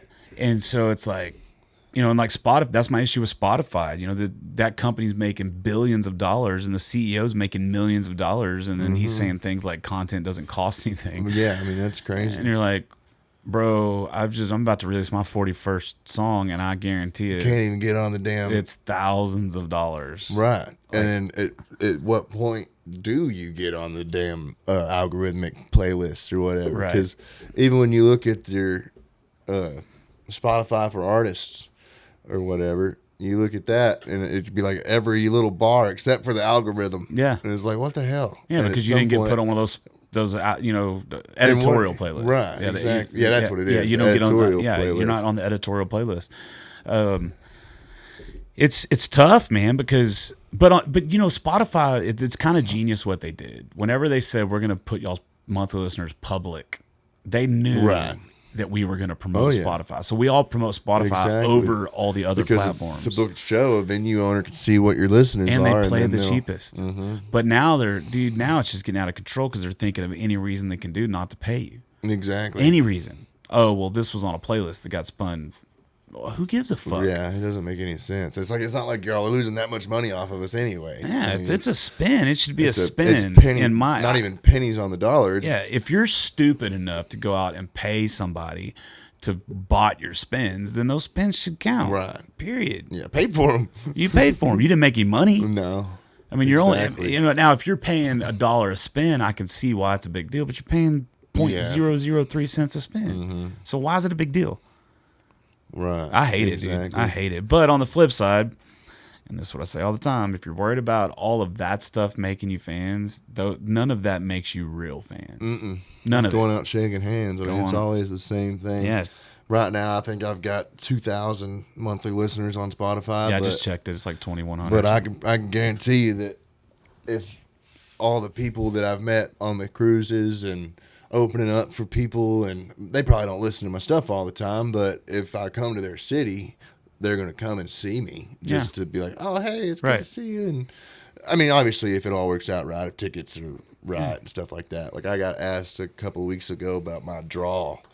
I was like, I don't know. I mean, ultimately, I know that my stuff's good, but if you're asking me if I'm going to guarantee that I can put people in the bar, I'm not going to guarantee that. Yeah. Because, for one, it's just a weird deal. I've never really had a chance to play, like, say, Houston market. I've done probably 4 shows down here. Right. So if you play Texas, here, you're not going to sell shit exactly. tickets. So I'm not Morgan Wallen, so I'm not going to come down here and sell out on the first try. But a lot of these people don't want to give you because you really got to work your way into the market. And it's like, okay, well, I'll work with you. They want a full band, but they don't want to pay full band rates. And it's like, well, I can't bring a full band into your market for nothing. Right. But also that's part of the reason this is happening. And that's what I meant by it's being our fault too. Because the way guarantees are supposed to be set up, okay? Guarantees are supposed to be set up where that guarantee covers your nut. And that's it. No profit. And then your job is to break that guarantee off the ticket sales with ticket sales. Door price. But you know, and I've talked to a lot of venue owners and I've talked to a lot of agents about this, and they're explaining, you know, the problem is they're not really going out and scouting talent anymore. They're booking them off your Spotify numbers and off your YouTube and that sort of stuff. Well, those numbers, man, is just so wide where those numbers can come from, and it doesn't mean that people are actually going to come and see you play. 100,000 listeners in Australia. Exactly. But nobody's going to come see me in Seattle. So you got somebody that has 100,000 followers, right? 100,000 monthly listeners, and they go into a venue and say, I have 100,000, I'm going to charge you $25,000 or $20,000 or $10,000, whatever it is. And you show up and you play 40 people. Well, that bar just lost its fucking ass. Based on an inflated number. And so, like, here in this market, you know, like, I played Do-Si-Do. I've sold it out a few times. You know, I moved my birthday show to Sawyer Park because I can sell more tickets for my birthday. And that's the thing is if you're But I don't even do guarantees there. Yeah, because you don't have to. Because I know. Exactly. So really what needs to happen is all the musicians need to lower their guarantees to where it's just their nut. Like, I don't want to lose money, but I'm not making money. You know, whatever that is, $500, $1,000, whatever it is, depending on what you got. And then you just need to do what you got to do. But on the flip side, man, it's like, how do you, if you're doing, you know, somebody at the TCMAs brought this up. They're like, you know, you need to do a 6-week promo on all your shows. Well, fuck, if you're playing 18 shows in a month, how are you going to, how are you going to do that? Because if I got 3 shows every weekend, that's going to be hard to. Yeah. And then also, like, what's the venue doing to promote the show? Is the venue doing anything to promote the show? Because a lot of these venues, most of the times they don't. Right. And so who does it fall on? And it's just a tough deal. I'm spending my $20 on a Facebook ad in your city. Yeah. And if y'all aren't putting in at least $20, then what's the point? Right. Yeah. Because I mean, that's the simple thing. I could put in $25 and you could put in $25 as a promoter. Yeah. Or is the venue And that's buy it or $50. whatever. And that's $50, and then we can reach up to 10,000 people or whatever. Yeah. But a lot of them don't do that. And I've gotten to where I've sold out a couple shows in San Angelo by doing Facebook ads, and that was just kind of seeing if it would work, because that's not really a market that I'm anywhere near, but it's one of those that I've built over the last 5 or 6 years. And so the last couple of times we've been down there, I put $25 on the ads or whatever. And then that was one of my first sold out bar shows, was down in San Angelo, the first time we did the ads. So I was like, oh shit, maybe that does work. But then I've also noticed it just varies, just like everything else. Yeah. So it's just there's no rhyme or reason. And you don't know what's going on. I mean, Exactly. if you're playing in a town and it's Labor Day weekend and there's a lake nearby, then people aren't going to come to your show. They're out on the lake, or Memorial Day weekend. They're on the lake. And there's some days, there's some deals that I won't book venue gigs. Some like weekends that I won't, like Easter. I won't book on Easter because nobody, like everybody will go to church on Sunday. So a lot of people aren't out Saturday night. Right. Unless it's like we played Easter weekend this year at Outlaws and Legends. So that was obviously a built-in crowd. But a couple years ago, we played an Easter gig, and I didn't realize it was Easter weekend. We played for nobody that night. And I was like, oh, shit, it's Easter. I forgot. Yeah, I fucked up and did a July 4th show at Do-Si-Do one time and only sold like 180 tickets. Right. And that was the lowest I've ever, 160, and that was the lowest I've ever sold. And it was kind of shitty, but it was 4th of July weekend. Right. I mean, it's a lot goes into it. And like, especially like Friday nights, if you're booking Friday nights during football season, a lot of times you're not going to have a good crowd, depending on where you are. Yeah. Well, I don't really have that problem because I'm older. Right. My clientele is older, so Right, most of them don't. But yeah, but no, and you have to look at all that, and that's again, that's even another reason why to not play music full time for a living. If you can get to the point where you have 50% of your income or more coming in from a different stream, your nuts covered from a different stream, then you can say, okay, what makes sense? Like, for example, one thing I'm switching to pretty soon here is I'm only going to play within 50-mile radius of my house one time a quarter. That's 4 times a year. That's it. And then that's kind of how the way I've been doing it too. Is so that way when I do come back here, people are going to want to come see me. Exactly. Instead of I do a monthly residency at a venue literally in my backyard, but other than that, I don't play any full band shows around where I'm from unless their money's there, for one. Yeah. For two, just because when I bring my band, I want to make sure people are coming. And a lot of times they take you for granted from where you're from because they're like, oh, well, I'll go catch him next Saturday when he's playing at the VFW. Yeah, exactly right. Yeah. But and that's why radius clause exists. Exactly. And I hear a lot of artists bitch about that, but the reason radius clause exists is to keep you from oversaturating my market. And luckily I was able to sell Do-Si-Do out that first time, even though I was playing 25 shows a month in this area, but everybody was just so ready for this record to come out. Right. It's just a tough industry, man. It really is. It's hard, and what makes it harder is the people that are paying us don't see us. They don't see what we do. Exactly. It's not a. I don't know. They don't see us as. I'm not gonna say they don't see us as people, but we're the first to get cut. Yeah, exactly. Like how many bars do you know that don't pay the BMI or ASCAP fees? Oh, probably more than I do know. A lot, and they all complain about them. But dude, that's just a tax. It's just a price of being in business, and you got to pay them because that pays us. Exactly. And I see it all the time. Like, well, it's this. Yeah, but you're not scoffing at the fucking 12 or 14.5% TABC tax. I mean, you are, but you're still paying it. But that's something that they feel like they have to do. Yeah. Like, we don't have to pay for the music. Right. And so music is the first thing to get cut. And you've got to have a BMI license even to play the jukebox, don't you? Yeah. So. Well, a lot of the jukeboxes, it's wrapped up into your monthly thing that you pay. Right. But like, if you're playing like Pandora or anything, if you're playing somebody else's music, you're supposed to have. But now, if you're not doing live music, it's much cheaper. I've played. I mean, when I first got started, there was a winery that I played at. They're like, you can't play any cover songs because we don't have the BMI stuff. Which, technically, I shouldn't have played original songs either. Yeah, because I just want to get paid other than what they were paying me that night. And you're a BMI artist. Yeah, exactly. Do you put your set list every night into BMI? No, I probably should start doing that. I haven't either, and I'm going to start doing that because they'll pay you. Yeah, I've wondered about that, how that actually worked. And they'll pay other artists. If you put your whole set list in there, they'll pay the other artists too. The artists that cool. you played, yeah, that's neat. Yeah, which is pretty It's rad. cool. Start playing your buddies' tunes and Yeah. get them paid. I do that. So on my break music, if I have a show that I do breaks, I have a Spotify playlist that's called Jeff Canada's Break Music. And what's really cool is sometimes an artist will reach out to me, and be like, "Hey man, thanks so much for putting me on." So it's That's open. dope. It's another way to make connections. Right? Yeah, exactly. So I try to tell people that all the time, like, man, like use Spotify and call it your name, so that way they can people find know. you. Yeah, Exactly. there's so many different tricks, dude. But you got to find them. Yeah, and just gotta throw them at the wall. Yeah. Just kind of like the stick horse thing. See what sticks. The stick horse thing is so great, dude. You ride around stage and shit. Yeah, sometimes. Hell And yeah. like They ever throw you off? Oh yeah, but people will ride it. Yeah.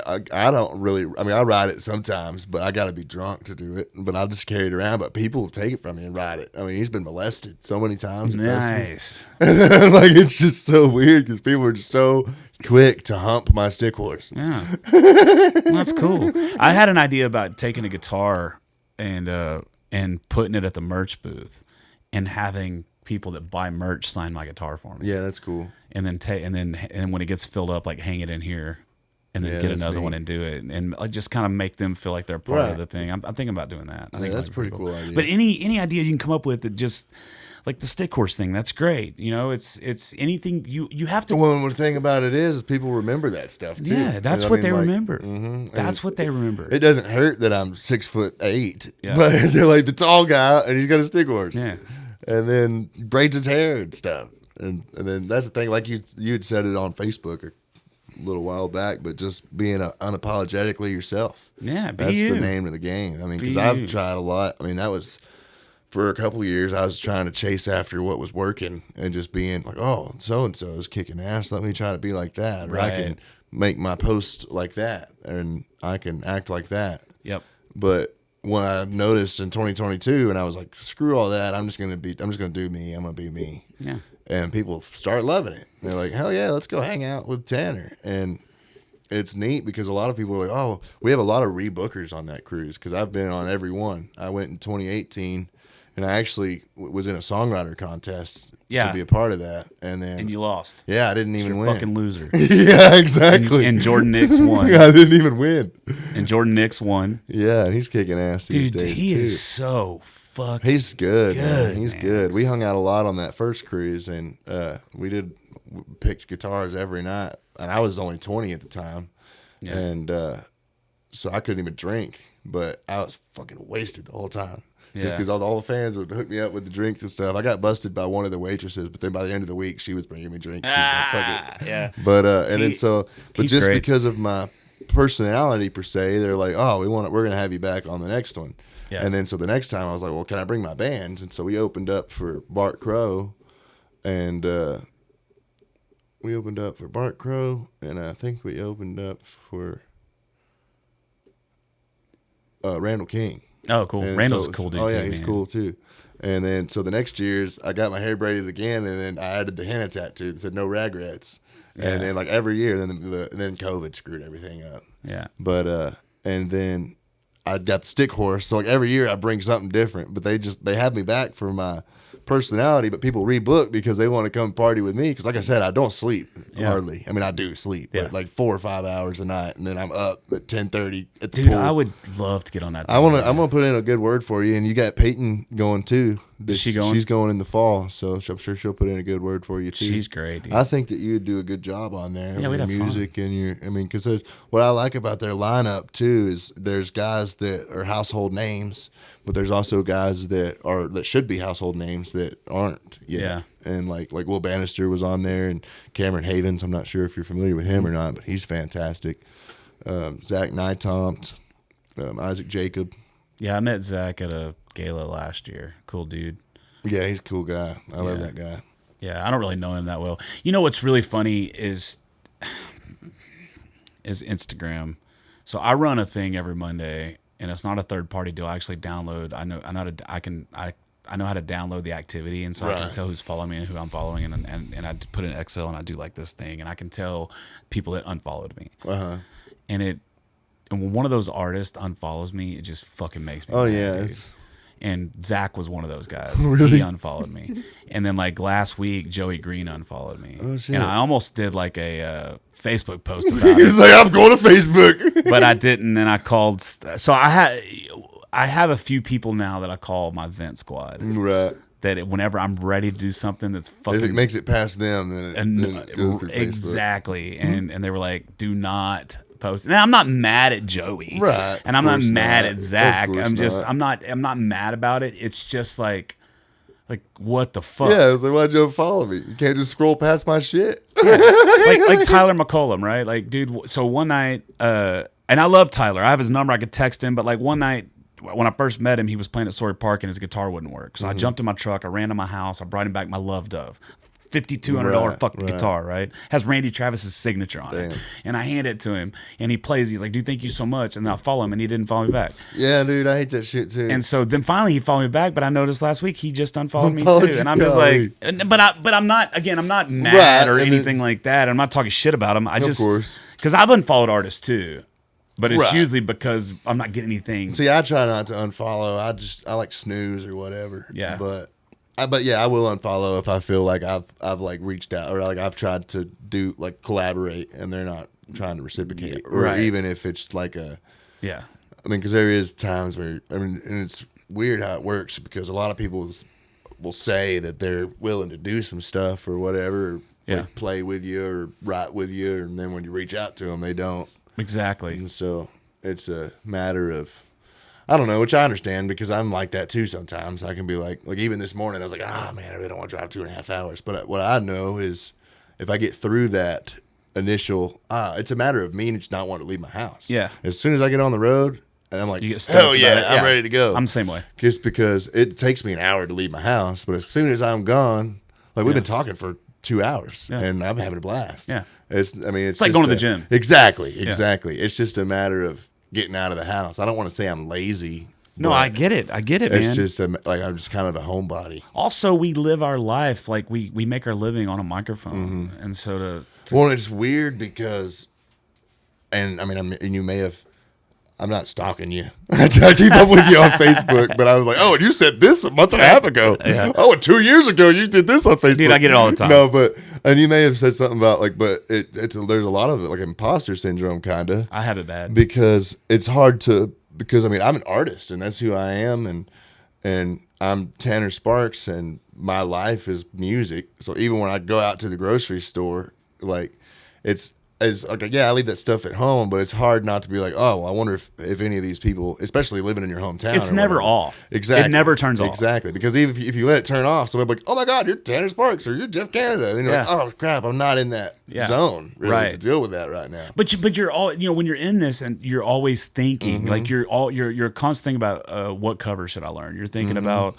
about song titles. You're thinking about you look like I look at the world as a songwriter. So everything I look at is like, can I write a song from Mm-hmm. this? And so you have that going on, and that's why it upsets me or upsets us so bad when somebody shits on us. That's why, to me, I don't think I was an asshole by putting that lady's No, I don't think text you were message, either. even though some people definitely thought I was. All she literally had to do was But you shit, not answer. right? Like And she you could have just shit sent on you a me. thumb or Yeah, just didn't. Because what didn't she just say? She didn't want to work with you or whatever? 'Cause she you text her said on thanks Sundays? for. Nah, she said thanks for the update, Disturbing or and I something. have it updated.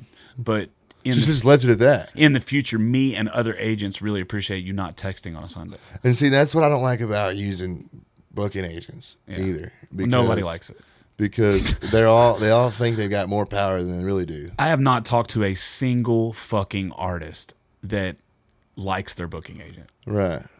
Sorry. Yeah. I just haven't, because what happens is, unless you're one of their top 2 or 3 money making acts, You get pushed to the side. you get and pushed to then- the side and you don't really get booked, and then some of them want 10% of everything you make. And Which I've never had to encounter that. Luckily, the agents that I work with is they only take commission on what they book. But I've just gotten to where it's not worth. I mean, I can book the same gigs. Yeah. So it's just a matter of I would rather book it myself. Or at this point, like I said, I've been booking a lot of private stuff because Yeah. I want to go to a venue and be like, oh hell yeah, that's Tanner Sparks at our venue. Right. Or at least put on that aura. I mean, if I'm gonna be the guy, not be the guy that's gonna bring the tickets, I'd rather go to the house parties that they'll pay, and then I can go be the house party guy until I can get to the point. But I think, to be honest with you, dude, I think that's the way of the future. Well, I mean, I've noticed a lot of guys are doing house concerts, even if it's just like, hey, I'll come a solo acoustic, not even bring my stuff with me, like equipment with me, and I'll just come sit in your living room for 10 of your friends. Yep.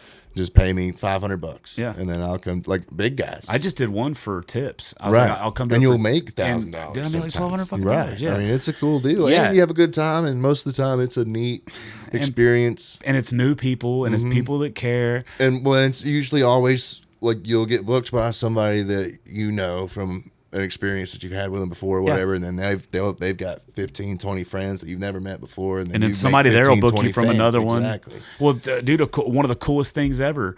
I played this private party for this guy, and then there was like 6 or 7 people that were there that hired me to play their private party, and then one of them, I played 1 show or 2 shows for him. I can't remember, but then he said, "Hey, what are you doing the Sunday before Memorial Day?" This was last year, and I said, "Well, I'm going on this like I'll be in Bolivar. We're doing this like walk for soldiers that we do every. It's for fallen veterans that we do every Memorial Day." And he's like, "Well, man, I got Wade Bowen playing in my backyard. I'm his fraternity brother. Oh, yeah. And this will be the third. He started doing it in COVID. So in 2020, Wade did that first Right. show, And then he's done it every he's year. done it every year, but he didn't. And so he's like, "You want to come open for him? We'd love to have you open for him." And I was like, "Yeah, Yeah, dude, that'd be cool. And he was like, "Okay, man, I'll just pay your normal rate." And I was like, "No." I was like, "No. I'll do it for. I'll do it for free. Like I don't Right. care." He's like, "No. I'll pay your rate. Can you do a 90-minute set?" And I'm like, "Yeah, dude." And so I show up to this party. There's like 50 people there. I play my set. We're all in Wade's system. His tour manager's running sound, everything for me. Hell yeah. Or his front of house guy and his tour manager like helping me out and stuff. Easy. It's such a cool experience. And then Wade comes out and plays, and next thing you know, it's 12:30 in the morning. We're playing basketball. Hell yeah. Wade slaps him in the ass, tells me, it's just like it ended up being like one of the most cool things. Yeah, it's all a cool because of a experience. house party. You don't really get that from bars. Like I don't think I've ever played at a bar or a venue, like a small venue where it was like where something else happened from that venue. Right, exactly. Yeah, And then you you get some private it's parties. just and kind stuff, of a but- monotonous thing. And, yeah. which, I mean, there ain't nothing wrong with doing that stuff, but I mean, I'm trying to think of it. Like, I don't think I've played a single, other than, like I said, the residency I do in my backyard, basically. Yeah. I don't think I've played a venue this year. Oh, It's all really? been private parties or festivals Yeah. of some sort. And that's what I'm trying to get to, man. And that's really why I'm making this move, so that way I can say, hey, this venue, Right, this and venue, man, that's- I'm sorry, I love you. I thank you for everything you've ever done for me. I'm not shitting on you at all. Like Goose's Acre, for example, it's right across here. I played there every Wednesday for 15 years. Right. 15 fucking years Right. every Wednesday.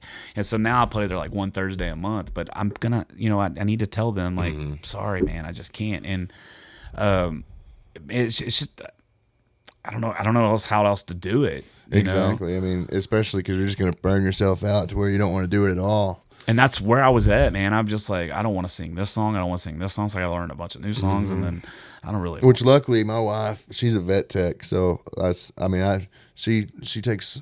We're a team, so she takes a lot of it too. So she's got.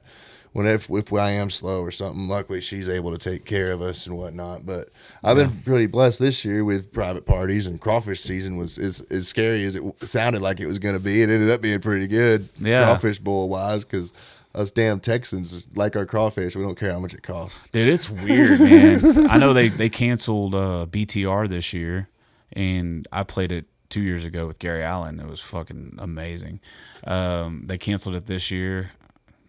There's just like Coke Fest canceled. There's just so many things that are canceling, and I don't know what's going to happen. I think the election is going to have a lot to do with the outcome of that. People are just really unsure of what's going on, and It's been such a weird thing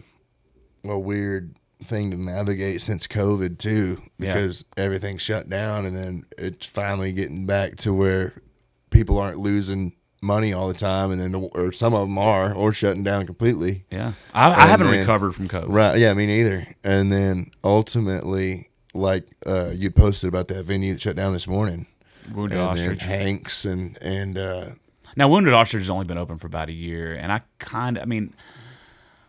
they're super nice, but I kind of knew they weren't going to make it. Right.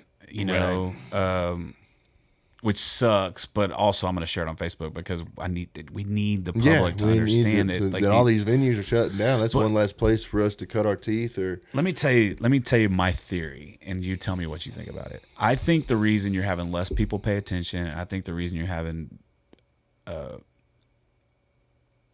venues shut down and people not going out to support live music so much.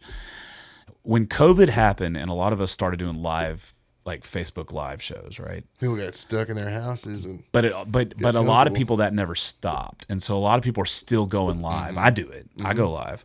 A lot of people still go live. Every time you open an app, there's someone playing music. It's either a video or and then every bar you go to that's got, every restaurant has somebody playing music. And because I think two things happen. I think one is a lot of people decided during COVID because they lost their job that they're going to chase their dream. And I think there's a million more people doing this than what was pre-COVID. Before COVID, yeah. But I also think because during COVID, people got addicted to their phones more because they're at home alone with nothing else to do. And they have nothing else to do. And I think coming out of COVID, that last half of 2020, like starting like October, November, all the way through 2021, it was a big boom because people were so ready to get out of their house, right? And so there was a big boom of people going out and doing things. But I think now with the economy, I think all of that. People were trying to save money. And I think all of that also over the big boom of the COVID. I just think people don't think live music is that special anymore. Well, because the weird thing about it is is like I said, I was up at CMA Fest and I was able to get into that stadium. Luckily, I got a couple of tickets from some friends of mine, but those tickets are probably $800. Yeah. Or like some of them people that are on the floor, I'd love to know how much they paid. Yeah. Probably $10,000-$15,000 to be down there on the floor to see. Who knows? To see Luke Bryan and those guys, but I guarantee you that those people don't go out to their local bar to see Jeff Canada and Tanner Sparks. Yeah. But they'll fly to Nashville and spend thousands of dollars just to get, I don't know what for. What do you think that's for? Clout? Or I think a lot of it is that. I mean, because I don't know. I mean, it's just a weird deal because I went up there and I'm not going to shit on anybody that was performing because everybody did a great job. Yeah. A lot of them weren't my cup of tea, but of course being there in person and witnessing the live music in person, and you could look past some of the stuff. Like I saw Luke Bryan, he was live, and if I'd have known he was there, I probably wouldn't have gone. But I saw his show and they kicked ass. Yeah, he's a good His band was fantastic. Yeah. And it's cool to actually see that stuff live and not shit on it. Just because, I mean, the songs were gay, but it's my kind of night. Yeah, I mean, the songs were gay, but he put on a show, and it was cool to see that, and then be able to actually appreciate that part of it. Yeah. And then like Kelsey Ballerini, she was fantastic. I didn't realize she had sang some of the songs that she had sang because when she came on, I was like, I don't think I know any of her stuff. But then I was like, but she was like, oh crap, she was really good. Yeah. Not my cup of tea necessarily, but she's got more songs than I knew that I knew. And the next day, caught myself singing one when I was using the bathroom. So it's like something worked. And Cody always kills it. Oh yeah, Cody killed it. Yeah, like he I felt always bad for kills Luke it. Bryan because he had to go after Cody Johnson, and I was like, how are you gonna follow that? Cody Johnson had the whole stadium, and half those people didn't even know who he was, but he had everybody in that stadium standing. That's just when so he came strange out. to me because he's fucking killing it. Oh yeah. To me, Cody Johnson is more that's relevant the than Luke thing Bryan is- right now. Exactly, and that's why I was like, why is Luke closing, especially after the show that Cody put on? I was like, because he drained the energy from the crowd because he killed it. Yeah, he's always been that way. I mean, I've seen that guy play. fantastic. He has always. But he's like, I just want to know how many of y'all's first time seeing Cody Johnson. And I was surprised at how many people, because they were all interacted and interested. Like, holy shit, this guy's good. Yeah. But it was their first time seeing him. And I'm like, hey, man, where y'all been? Cody Johnson, I've been listening to him since 2015. Yeah. Probably longer than that. He's great. I've seen him play at the racetrack here one time, and I was just like, I mean, they were so good. Yeah. And I was just like, wow, which obviously he stole the night. But it's just crazy to think that it took him that long to get there. And then people still don't know who he is, some people. And then, but now he's even on CMA Fest and stuff. Yeah, but there's some people that don't even know who Oliver Anthony is. Yeah. There's people that don't know who, I don't know. It's there's fame, right? And then there's fucking fame. Right. And like that's the part that agitates me about some of these Texas artists that won't come out into the crowd. Like, Right. Because y'all, who are you guys? like you're not Taylor fucking Yeah, Swift. Nobody's who gonna are y'all? maul you. But she even goes in the crowd. Yeah, but I'm saying like Yeah, I mean that bothers me. Like too. you're gonna sit on your bus, you're not gonna come off the thing. Like it agitates the fuck Yeah. out of me. But I get it when you're Taylor Swift Yeah. or you're Garth Brooks Yeah. or you're like Taylor Swift is like this is like Oh, Michael she's- Jackson. Yeah, This is like the most Beatles. famous- yeah. This is fucking huge. And I'm not gonna lie. Like if I saw Taylor Swift, as much like I'm not a Swiftie by I'd any means, fangirl but for I'd be like, shit. holy shit, that's Yeah, Taylor Swift I over would there. too. I'm like, yo, Jeff. I would too. It's fucking Taylor Swift But over there. somebody like Cody Johnson, for example, or even Luke Bryan, he could walk through a mall and nobody's gonna fucking. I mean, somebody might, hey, that's Luke Bryan over there, Right. but they're like, Right. it just cracks me up that people live in their own head like that. Yeah, exactly. And it's Yeah. weird. It's super It's fucking weird. weird. And what's really weird is when it's people that are like smaller than me that act like that.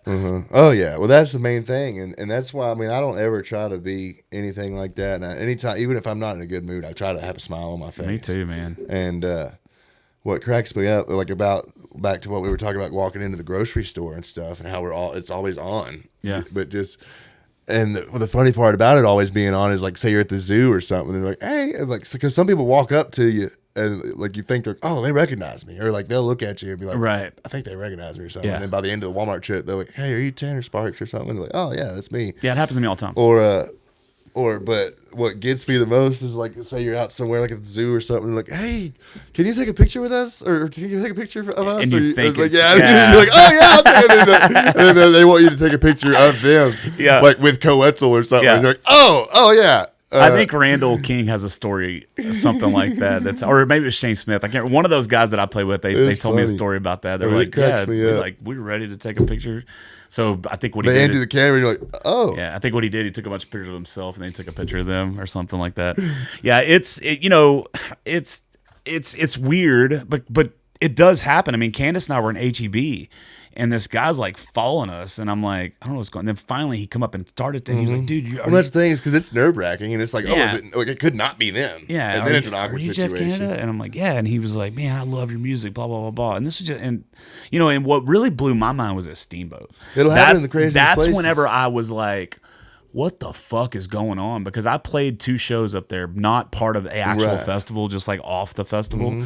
And the first show I played, it was packed, and probably 20% of the audience was wearing my merch. That's badass. And I'm like, what the fuck's going on? Because I didn't take any up there. Right.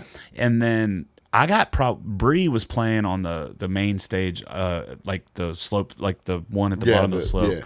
And I'm like walking out, dude. I got stopped by like 10 or 15 people See, to I take got pictures recognized on with them. Steamboat when I was up there too. But Yeah. when I was up at CMA Fest last week, I was watching Cody Johnson play, and I went and got some beers because it was about to be last call or whatever. So I was waiting for them to move so I could get back in my spot. Somebody came up and tapped me on the shoulder like, Tanner, this is what it's all about, right? And I was Yeah. like, yeah. He said, I thought that was you. I was like, hell yeah, it Yeah. is. Yeah. I have no idea who that was. Yeah. But I was like, hell yeah, bro. I went to my wife, I was like, I got like, recognized. Luckily, you're tall Yeah. and you got long Yeah. hair and you got that. Like, I'm very easy to recognize. yeah, and like me, I'm a bigger dude, Yeah, and exactly. I have the You're a beard, very recognizable so guy, I'm too. recognizable as well. Although when my beard wasn't this long, I kept getting people kept coming up and asking me if I was Evan Gaddis. Really? Like I'm talking about that year, the 2017, whenever we won the World Series down here. Right. I mean, I'm talking about probably 50 times that year I got asked if I was Evan Gaddis. That's pretty funny. I'm like, fucking. First of all, look at my arms. I look like and I feel bad for not recognizing some people.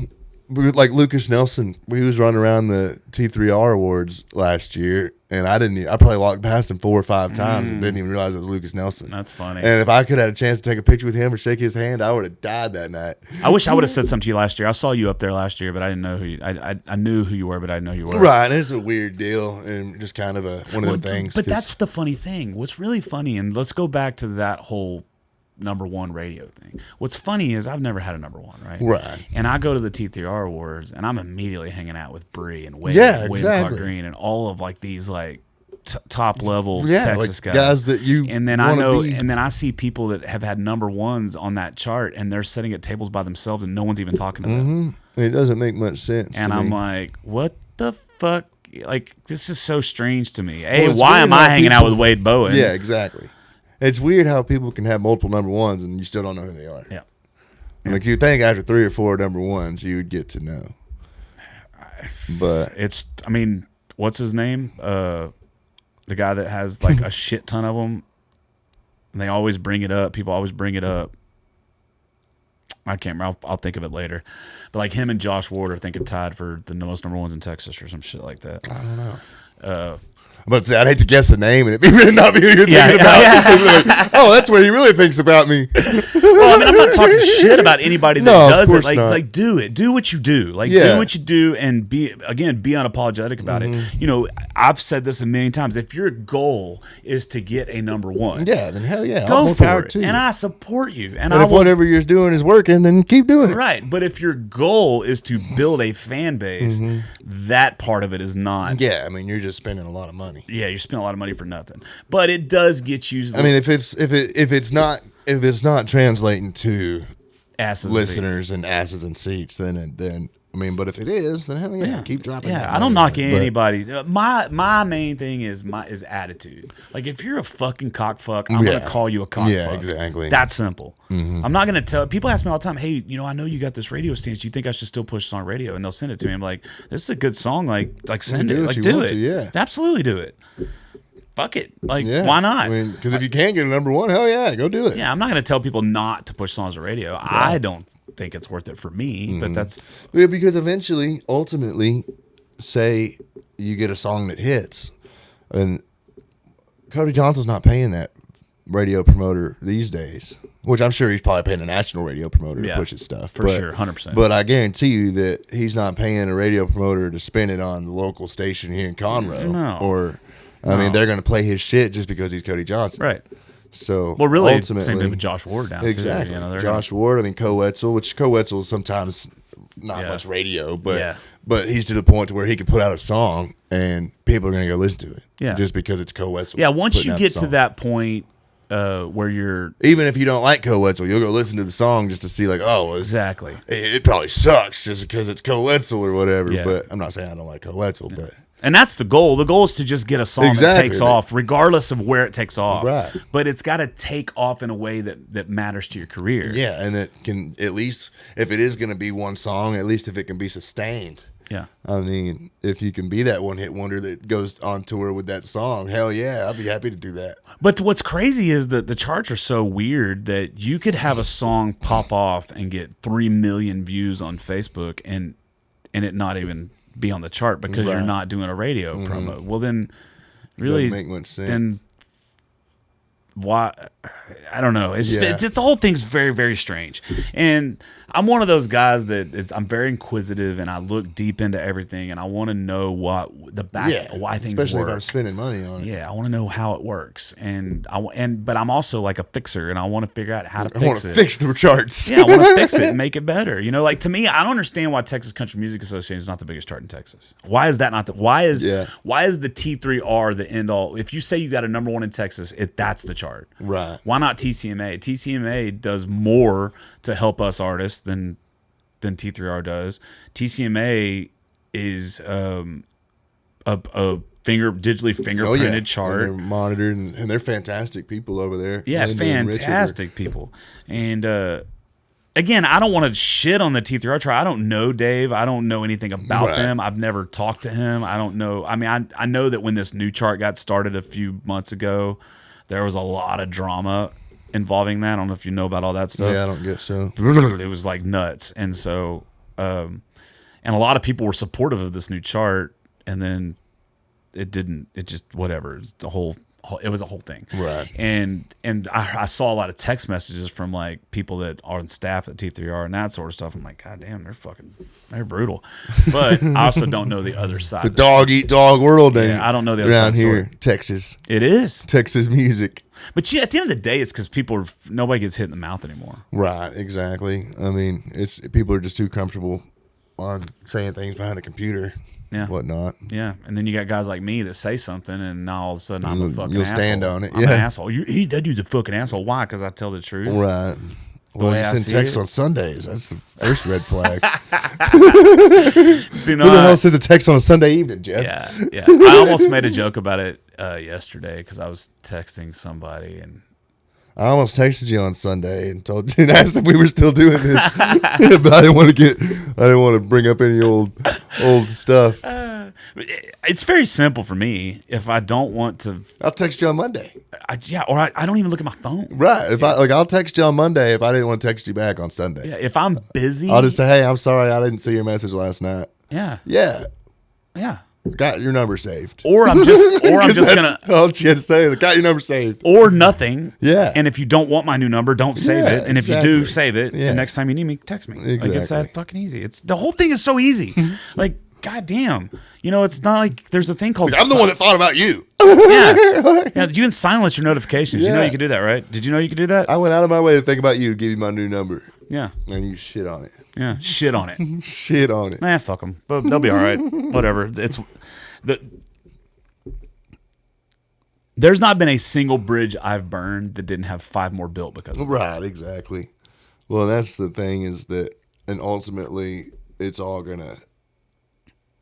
I mean, the way that I see it, like Zach Top isn't even from Texas, so he hasn't played half these venues down here. Or Yeah. like Jake Worthington, I know he's probably played a lot of them, but these days there's probably a lot of radio stations that Morgan Wallen has not been to that he's not allowed to be played on. That guy's been banned from everything. Yeah. He said the N-word, Yeah. and he came back from it. Yeah. I mean, look at Co. Like, Right. Co didn't give a fuck. No, and that's the thing is, I mean, people don't care unless they do. Yeah. That's the show title for today. People don't care. unless Unless they do. Ah, that's yeah, funny. people don't care unless they do, man. Yeah. I mean, Yeah, people don't get mad unless they get mad. because ultimately, if you're gonna be mad, you could get glad the St. Pat's got mad in. Yeah. I mean, because Co had that thing all blew up over that balloon festival a couple years ago Yeah. about cussing at the balloon festival, and it brought up the debate of, well, you know who you booked, Right. so, but they wouldn't book Jeff Canada out there. Because he's got a foul mouth. I'm just kidding. But they booked Co Wetzel. You know what's funny? This is the funny part about that. The same week that I got that email back, right, I won an award for going into foster homes and playing music. Right. Yeah. It's like, Yeah, and you're I a also pretty charitable and I guy. also played at elementary school Yeah. that same week. Like both of those things I did. Well, it's just weird how, but that also goes back to like, in Co's stance is you're hiring Co Wetzel, I'm going to bring my show. Yeah. But like you said, I mean, you can adjust your show because you're not an asshole. Which I'm not saying Co's an asshole, Right. but that's kind of an asshole thing to do. Well, I mean, if But- I was on a level where I'm selling 1,500 arenas tickets or and more, stuff. or even at 1,500 tickets, like if Right. I'm gonna come into a city, I'm gonna sell 1,500 fucking tickets. I'm gonna do what the fuck I want. Exactly. And That's that's what where Dylan- he's at. Is he came into that town and they had the highest gate or whatever they've ever had for that festival, and then they get mad at him for playing his show. Yeah, it's crazy. Like how did you not know what? But they you were weren't getting mad into? counting that money though. Right. Well, it probably the reason why is because it probably wasn't the promoter that got mad. Who Right. probably got mad is a bunch of the people that went, not knowing what they were getting into. Right. You know what I mean? And then they complained so much, and now the festival has to try to save face to the Right. public and blah. It's just games, dude. Yeah. It's so many fucking games just to try to please. But then the all that public. controversy only helped him. Yeah. Really. I mean, Controversy only it ever is rich helps. cash, yeah. If I was to Rich if I was to if I was to do a tweet right now to say, and I don't believe this because I think he's great, but like if it was to say like Zach Bryan's a douche and he fucking whatever the you fuck, have his whole army after. and then he sees it and retweets Commented. it and comments, and then next thing you know that blows. Well, didn't Rich O'Toole do He something did. like that? It was so great Yeah, too, I was and gonna he say. knows what he's fucking Oh, doing. yeah. He knows what he's doing. Well, you know, I mean, people would go listen to his song to see if it was actually taken or whatever, Yeah. or if it sounded anything like it. Yeah, it was And great. then, he got some flack and got shit on by Zach Bryan fans, but he also probably got a lot more new monthly listeners or whatever And off of it. Zach Bryan. Listen, if Zach Bryan was really upset about it, he would not have done that video where they're jamming. Did you see the video? Yeah, Where they're jamming it in the truck. Yeah. You know what I mean? And that's the Yeah, way we should all exactly. be, in my opinion. If we should all be here to build. That's what I try to say all the time. You know, that's why I do this sharing. So I have it in my list of things is to post something positive about somebody else every day Right.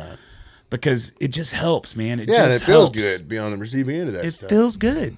But you got a lot of these. Especially in this industry where everybody's out for themselves. It's cool to have you got somebody. a lot of like artists you. that just will not do it for anybody, man. Mm-hmm. But then you go, you go open up for Shane Smith, and he's like, Jeff Canada, get your big country ass up here and sing the song. Or what's with me. cool, like we had played, I did Outlaws and Legends, and Bree was on at 3, and she woke up at 10:30 to come watch my set, and she even posted a picture of us together and was like, "Hey, I'm playing today at 3 at Outlaws and Legends, but y'all make sure to get there early to see my friend Tanner. He plays at 11 to kick the thing off." Awesome. And I thought that was cool because she didn't have to post that. Yeah. She didn't have to wake up and watch my set. She came and watched it side stage, and like Yeah. I turned around and saw her back there. I was like, "Oh shit, that's cool." Yeah, We're back, I was same watching thing the with set. Brady Black and Jeff from Randy Rogers Band. They came out and watched my set that night.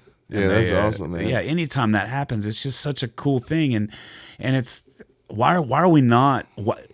To me, that should be the thing. We're all on the same team. We should all be supporting each other, unless there's a beef. Yeah. Now, if there's a beef, if you got beef, then there's a you got beef. I mean, there's some people that I will turn down a festival. Right.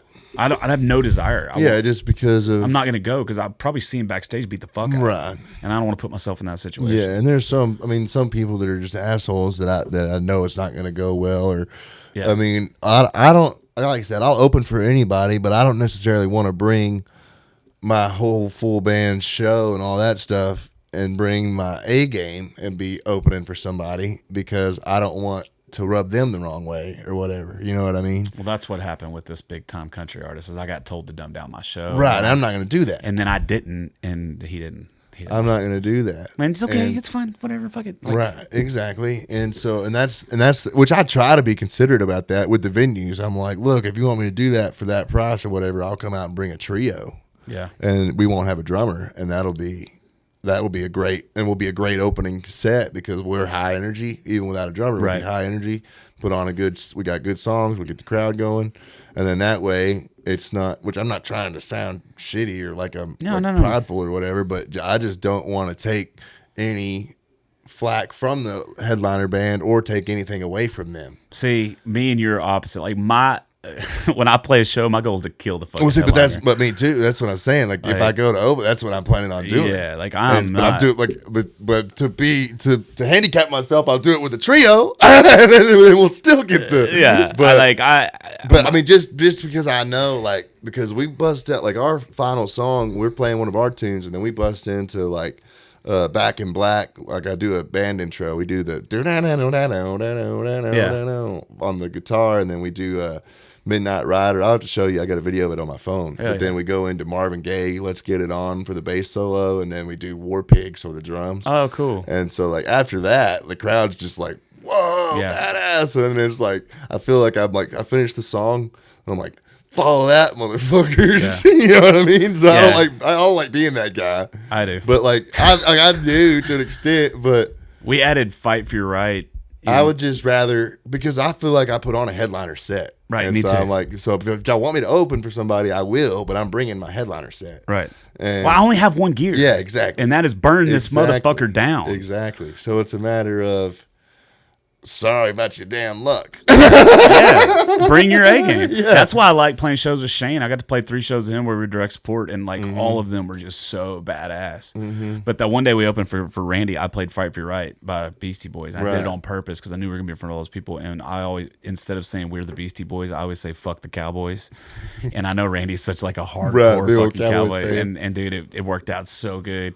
And so, man, I put stuff in the set specifically to be like to get people to remember me. Well, see, but that's where I'm at too. That's why, like, I'd love to go on the road and open for somebody like all year. Yeah, but me I too. feel like I'd want it to be the right fit though, because I don't want to feel like I'm stepping on toes. Because Well, that's why you got to open up for somebody like Whiskey Myers, Yeah, or exactly. that, like, because Shane, like, first of all, they're fantastic. Not only are you gonna have to bring your A game Every night. but your B game, C game, D game. You have to bring the and whole that fucking makes you alphabet. better game. because Yeah. I don't want to go open for somebody that's phoning it in every night or something Yeah, like me that. neither, I want to man. go and open for somebody that's like, all right, well, I know, like, because I opened for Corey Morrow on the cruise, and I knew they were bringing they were Mm-hmm. bringing a badass show. So I was like, so I didn't feel bad about bringing my show because I knew they were going to bring. And Corey's the best. Oh yeah, he's so nice, but So like nice. I knew I wasn't worried about offending those guys because whatever we were gonna do, they were gonna make sure to do better, just because that's the kind of guys they are. Yeah. And so I was like, let's go make their night harder because I know they're gonna top us. Yeah. Because it's Corey Morrow and their band, and by the time they got done, I was like, yeah, that was a great show all the way through because you had a great opener, great headliner, and which Did you just call yourself great? well. You're humble, huh? Well, I mean, it's a damn good show. That's how you should think about yourself. It's not, that's what I tell But that's people. the It's thing, not is, like, cocky. It's just like, I'm just confident in what I do. think I'm great, but I couldn't sell out your venue, if you booked me. Right. So I mean, how great am I really? Yeah. But Well, you're as great as the breaks. You're as great as the breaks you've been Exactly, given. That's exactly. it. You're as great as your opportunities. and that's what, like, I was in a meeting with a guy in Nashville last week, and he was like, "Well, what's your draw or whatever?" And I said, "Well, I can tell you, I'm not confident in my draw, but if you put me in the middle of that stadium that I was at last night in front of 35,000 people, 25,000 of them would like my shit. But if you said I was playing here in Nashville, I could probably pull 15 of them." You know what I mean? But Yeah. like after I played the songs, they would all be like, "Oh, where are you playing? We're gonna come and see you tonight." Yeah. Like if I played 2 songs in that stadium and then said, "All right, guys, I'm playing at Whiskey Bent Saloon Right. on Broadway at 9 tonight," and they'd Right. be like, "All right, we're gonna be there." Well, what should happen to in a market, in my opinion, this is what should happen. You find so like say you have a venue like here in Houston, you have like White Oak Music Theater, like White Oak, whatever it's called. They have the big amphitheater. Well, you can't email White Oak and be like, "Hey, I want to play this show," Right. because it's a venue that doesn't have a built-in crowd. But if you can get into a venue like Sawyer Park that has a built-in crowd, right, and you go in there, and so you find a venue in that town that has a really good live music venue, and you don't book that live music venue. Right. You book one that you start out small, and then once you outgrow that music venue, because you're there every 3 months or 2 months or whatever, once you outgrow that venue, then you move to the next biggest venue. Bigger venue, And then yeah. once you outgrow that one, you move to the next venue. That's how it's supposed to work. It's not supposed to be like you're automatically just playing the fucking. Yeah, exactly. You know what I mean? The You're Grand Ole automatically Opry. playing fucking Red Rocks. Right. That's not how the world works. Exactly. And so you got to find venues in each market that fit what you do, and you got to have your expectations in check, and that's the thing. So you find a venue like in Glen Rose, for example. I play Loco Coyote. I play spot. Loco Coyote. I have a good time there. It's always great. Well, I recently just went from playing there to this new place called Whiskey Woods, which is a little bit bigger, a little bit more, and then my goal would be to play one of the bigger, whatever, but that's also the same market as like Stephenville and that sort of Right. stuff. And then you get into like Twisted J and you get into the bigger Yeah. venues, right? And the next thing you know, you're playing festivals in that market, and then hopefully one day arenas, Right. theaters, then arenas, then stadiums. But you can't do that if you're not out Playing. playing Exactly. shows. But then on the other end of that, it seems like some of the guys, like there's some guys, like Reed Southall's first show as a band was opening for Whiskey Myers. Yeah, that happens too. So it's like, how the hell Yeah. does that happen? I think Peyton Howie opened up for either Warren Zeiders or Bailey Zimmer. I can't remember which one. It was like his 4th show ever. That's wild. 4th show ever, and she opened up for him. So it's, Like I said, there's no rhyme or reason. there's no rhyme or Yeah, reason. it's So just a matter you of just do the work. keep your head down, and You do the work. Well, I'm not good at the keep my head down Yeah. part, but I'm good at the do the work part. I mean, you gotta just grind it out, and ultimately, Yeah. you can only control what you can control. So And that's why I tell people all the time, like, don't pay attention to the numbers. Don't pay attention to your Spotify numbers. Don't pay attention to your YouTube numbers. Don't pay attention to any of that stuff. Just do the work. Because if you'll go 3 months and you'll just put your blinders on and you'll just do the Right. work, when you look up, you'll be amazed at how much growth you have. But when you're sitting there and you're looking at that at it shit every every day, day. it's like watching water boil. Exactly. You're never gonna. You feel like you're not gaining anything, and that's what I was doing. I was like really hyper focused on that shit. And somebody sat back and said, "Man, just like look at everything you've done in the big last 3. picture, yeah. You've done more in the last 3 years than most artists. right, have done in Think their about careers. that. Yeah. Yeah, just think about that. Like you know what I mean? Look at the numbers you have in your phone that you can text. Right, exactly. And Look- some that you do text, and they actually text back Right. and stuff. It's a really neat. Yeah, look at who's asking you to come do rights. Look at who you're opening up for. Look at everything you've done. Like, so don't look at it by those numbers, because those numbers, they don't mean fucking Yeah, shit. exactly. Especially if Spotify you're not monthly paying for 'em. listeners. I mean, Spotify monthly listeners, dude. I went from 10,000 month. I didn't pay for any of this. I just popped a song. I went from 10,000 monthly listeners down to 3,000 monthly listeners in like 2 weeks. Right. Yeah, it's weird. Like I could show you my deal. I was killing it. I had like 5,000, and now I'm down to 2,000. And then like 2 weeks ago, on one day, I had like 600 listeners in one day, and then the very next day, I had like 160. Yeah, it spikes and it does all kinds of shit, and that it just happens. So if you're basing what you're doing off those numbers, you're going to be sporadic as fuck. You'll be changing every 5 seconds, and nothing's ever going to stick. So just like to be honest with you, I've never not one time looked at the listenership of this podcast. Right. I have no idea. Right. But what I do know is I get people message me, Right. Like, hey, can I come on your podcast? Or hey, I liked your. right? Or like you'll see a reel or whatever, and they're like, follow me. So what's next? What's coming up next? We'll start winding this fucker down. Gig wise, or Just life. like, well, Gonna have a baby? one of these days. Yeah. Me and my wife had talked about it a little bit, but we're not really in a hurry. We're both still relatively young. I just turned 26. She's 20. She'll be 25 in August. And Yeah, good point. so good, we're looking about. good call. We're looking about maybe 4 or 5 more years or so. You got a dog? Oh yeah, we got a bunch. We got 4 dogs and 2 cats. And they Yeah. keep Well, there us- you go. So you've already started. Yeah, they keep us busy. Yeah, you've already started. That's part of the reason why it's so hard for me to leave my house, because of the damn dogs. So it's gonna be hard for me to have kids. Yeah. Because my dog's a big weenie. Yeah, we just rescued an Aussie, and he is that's cool. fucking so awesome. But he's got severe separation anxiety from me. Yeah. He's such a good dog. Oh yeah. So you have the album coming out when? Got an album coming October 4th, and we've been putting out singles every month up till then. We just put out California. I Which just added it to the awesome. list. Thank you, brother. It's on the playlist. And then we had Some Kind of Crazy came out in April. Blank Check in May, California in June, and we got His and Hers coming out on July 12th. Hell yeah. And then we got one more single coming after that one, and then the album's coming in October, and then we're doing the Texas Country Music Cruise again in the fall, and Peyton's gonna be on there. I'm excited because I met her at a festival we played together last year, and then we got a chance to chat at the awards. She's one of my homies for Oh sure. yeah, she's cool. I talk to her mom about twice a month. I told her that she's got to braid her hair with me in the fall. So I'm she sure said she she's will. going to. Maybe so, she will. I So don't we'll know. see. Which, I mean, it's one thing to say it, because when you get there and you're like, oh shit, I got to sit in this chair for I'll an braid hour. my beard with you. Yeah, dude, I'm telling you, you need to come on that cruise. I'll with braid us. my back hair. It'd be a lot of fun.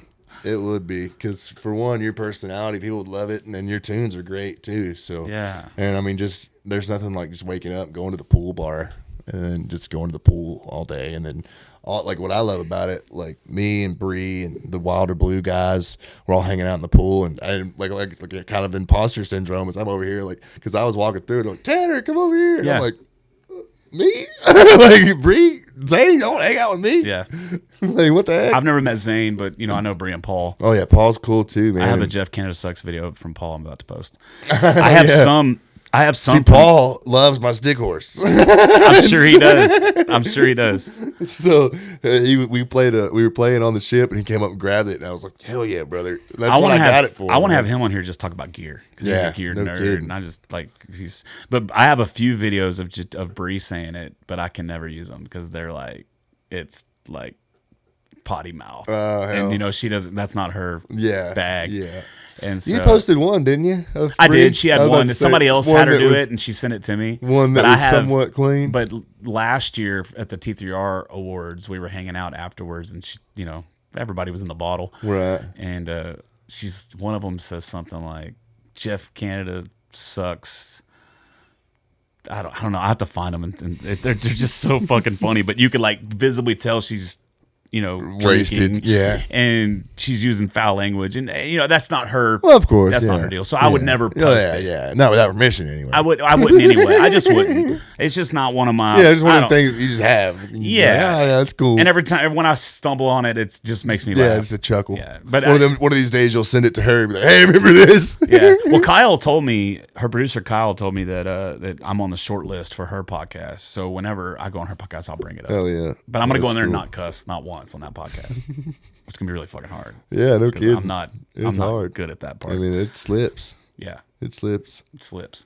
Okay, so new album in October. You can do music videos for it. Have you done a music video? I've done one. I mean, I do a lot of amateur like videos. I did one for my pool song a couple years ago. I just had somebody come out and shoot us at a pool party, and then I edited it all together myself and posted it. And it's not the best video, but it's a video. And so I may do something like that again, because it's not super duper hard just to throw something together. But Yeah.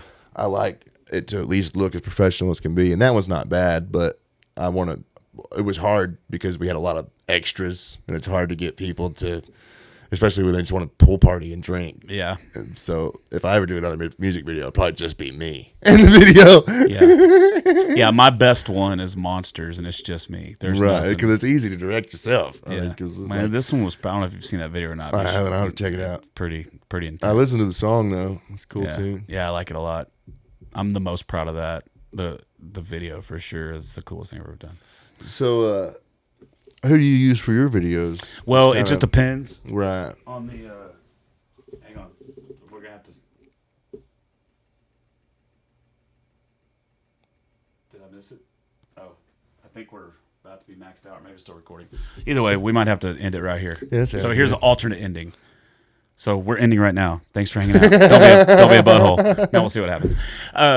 So I have a guy. So that one, my buddy AJ did it, and it was just me and him out on this ranch, and Right. it was. I could not have done it if there was a crew there, because I Right. got like really into my emotions. And then Ride With Me, that was done by Darwin Macon, who does great stuff. I mean, it's definitely it's definitely a big help to have that stuff, even if it's just like the canvas videos for your Spotify or Yeah. whatever. Yeah. I mean, it's. I have good to so have much that fucking stuff. footage though, man. Like I have a Dropbox that probably has a terabyte of just footage from photographers and video guys being there that didn't make it into something else. Right. And they could give me all the raw footage, and Right. so much, dude. It's ridiculous. See, I'm working on trying to find a videographer, just somebody I can give a camera to get some B-roll and stuff Yeah. like that. Because if anything, you can just use that stuff as a music video, and not even have an official music video. Just That's what we did for Wasted Thing. My lyric first video music or video. something. My That's a first- good tune too. I yeah. like that one a lot. I It's listened to just- the acoustic I version can't. on the way down here. Yeah, I like the acoustic. The acoustic version is like my second fastest growing song ever. It's very amateur writing. Right. You know what I mean? It's Yeah. like I rhymed it with it. Right. But hey, man, sometimes. Yeah. I mean, my song, the pool song, was so like simple, and people loved it. I pushed it to radio, but I didn't use a promoter. But it charted without a promoter. Yeah. So I was like, hell yeah. That's the only reason I kind of used a promoter on the blank checks, because I was like, if that one can chart without a promoter, surely this one can go top 10 or top 20 at least. Yeah. Well, let's get you number one, bro. Yeah, dude. That's what Are you going to come to the Texas Country Music Awards yeah. in November? Yes, sir. Not the T3R, the other one? Yeah. Yeah, I'll be there. I'm actually taking on quite a big role with that organization. Hell yeah. And I think super I'm stoked. playing Saturday night. I think I'm playing in the Stockyards for the TCMA Awards, not for like the award. Yeah, but yeah. Whatever one of their events they're putting on that Okay, weekend. I'm going to try to take that whole weekend off and go down there and stay for the whole weekend. I'm gonna plan on being there that weekend. I've got an acoustic gig Friday night that I'm pretty sure I'm playing down there on their big stage in the Stockyards Saturday night, Okay, and then Sunday, obviously the awards. cool. But yeah, we'll be there. It'll be a lot of fun. I'm hoping my band can come too, or at least some of them. I got to do my voting. I haven't done. Have you not done your nominations yet? Yeah, I'm pretty sure I did. I haven't. I need to knock that out. I'm gonna nominate you for best female artist. Hell yeah, brother. What do you think? Yeah, I just ditto. What do you think? I wonder if it would count. I wonder if like if I got nominated enough, if they would just be like, I don't know. because like what if everybody nominated for best female artist enough times that I could have gotten It's it, 2024, bro. But like, what if they nominated me enough times that I would have actually been there and like, well, he's not actually a female artist. Would they move me over to the male, or would they be like, here, let's keep him at female, because it's not honest if they don't actually do what was on the ballot, right? It just takes a surgery, bro. It just takes a surgery, and you can fix it all. Yeah, no shit. Yeah, I won that. I was up for 2 awards. I was up for Podcast of the Year, which I knew I wasn't going to win that one because I've only been doing this since November. And Right. Texas Toast does such a great job. Oh, yeah, they and do a Gotta Love fantastic Texas job. music too. Yeah, they all do I a voted good for Gotta job. Love Texas music, but I love both of them. But They all show me love too. So I yeah, love they're them all great. too. But I was up for Professional of the Year, which You won that I one, won. didn't It you? was so Yeah, fucking that's weird. neat. I was just like totally mind. It's a crazy about deal. that, so. It is. It's weird because it's like, and I'm with you. Like, the awards are a weird thing, but it's cool when you win them. Well, I'm proud of this one because this this has nothing to do with my music. This has to do Right, with just the all work of that this you put stuff. in. Exactly. And Well, not it's even like- necessarily that, but all the stuff that you do behind the scenes. Right. And all the work that you put in. Yeah, and me working with, the younger artists and that sort of stuff. And Yeah, that was cool it's to cool get to get validated. recognized for Exactly. that. Yeah, definitely. It makes me feel like Exactly. I'm not just spinning my Right. fucking wheels. Exactly. Yeah. So, all right, buddy, let's get out of here. And right, as dog. usual, don't be a fucking butthole. Yeah, it'll be a butthole. That sounded like JeffCanadaSucks.com. that sounded like a butthole, didn't it? Don't be a butthole.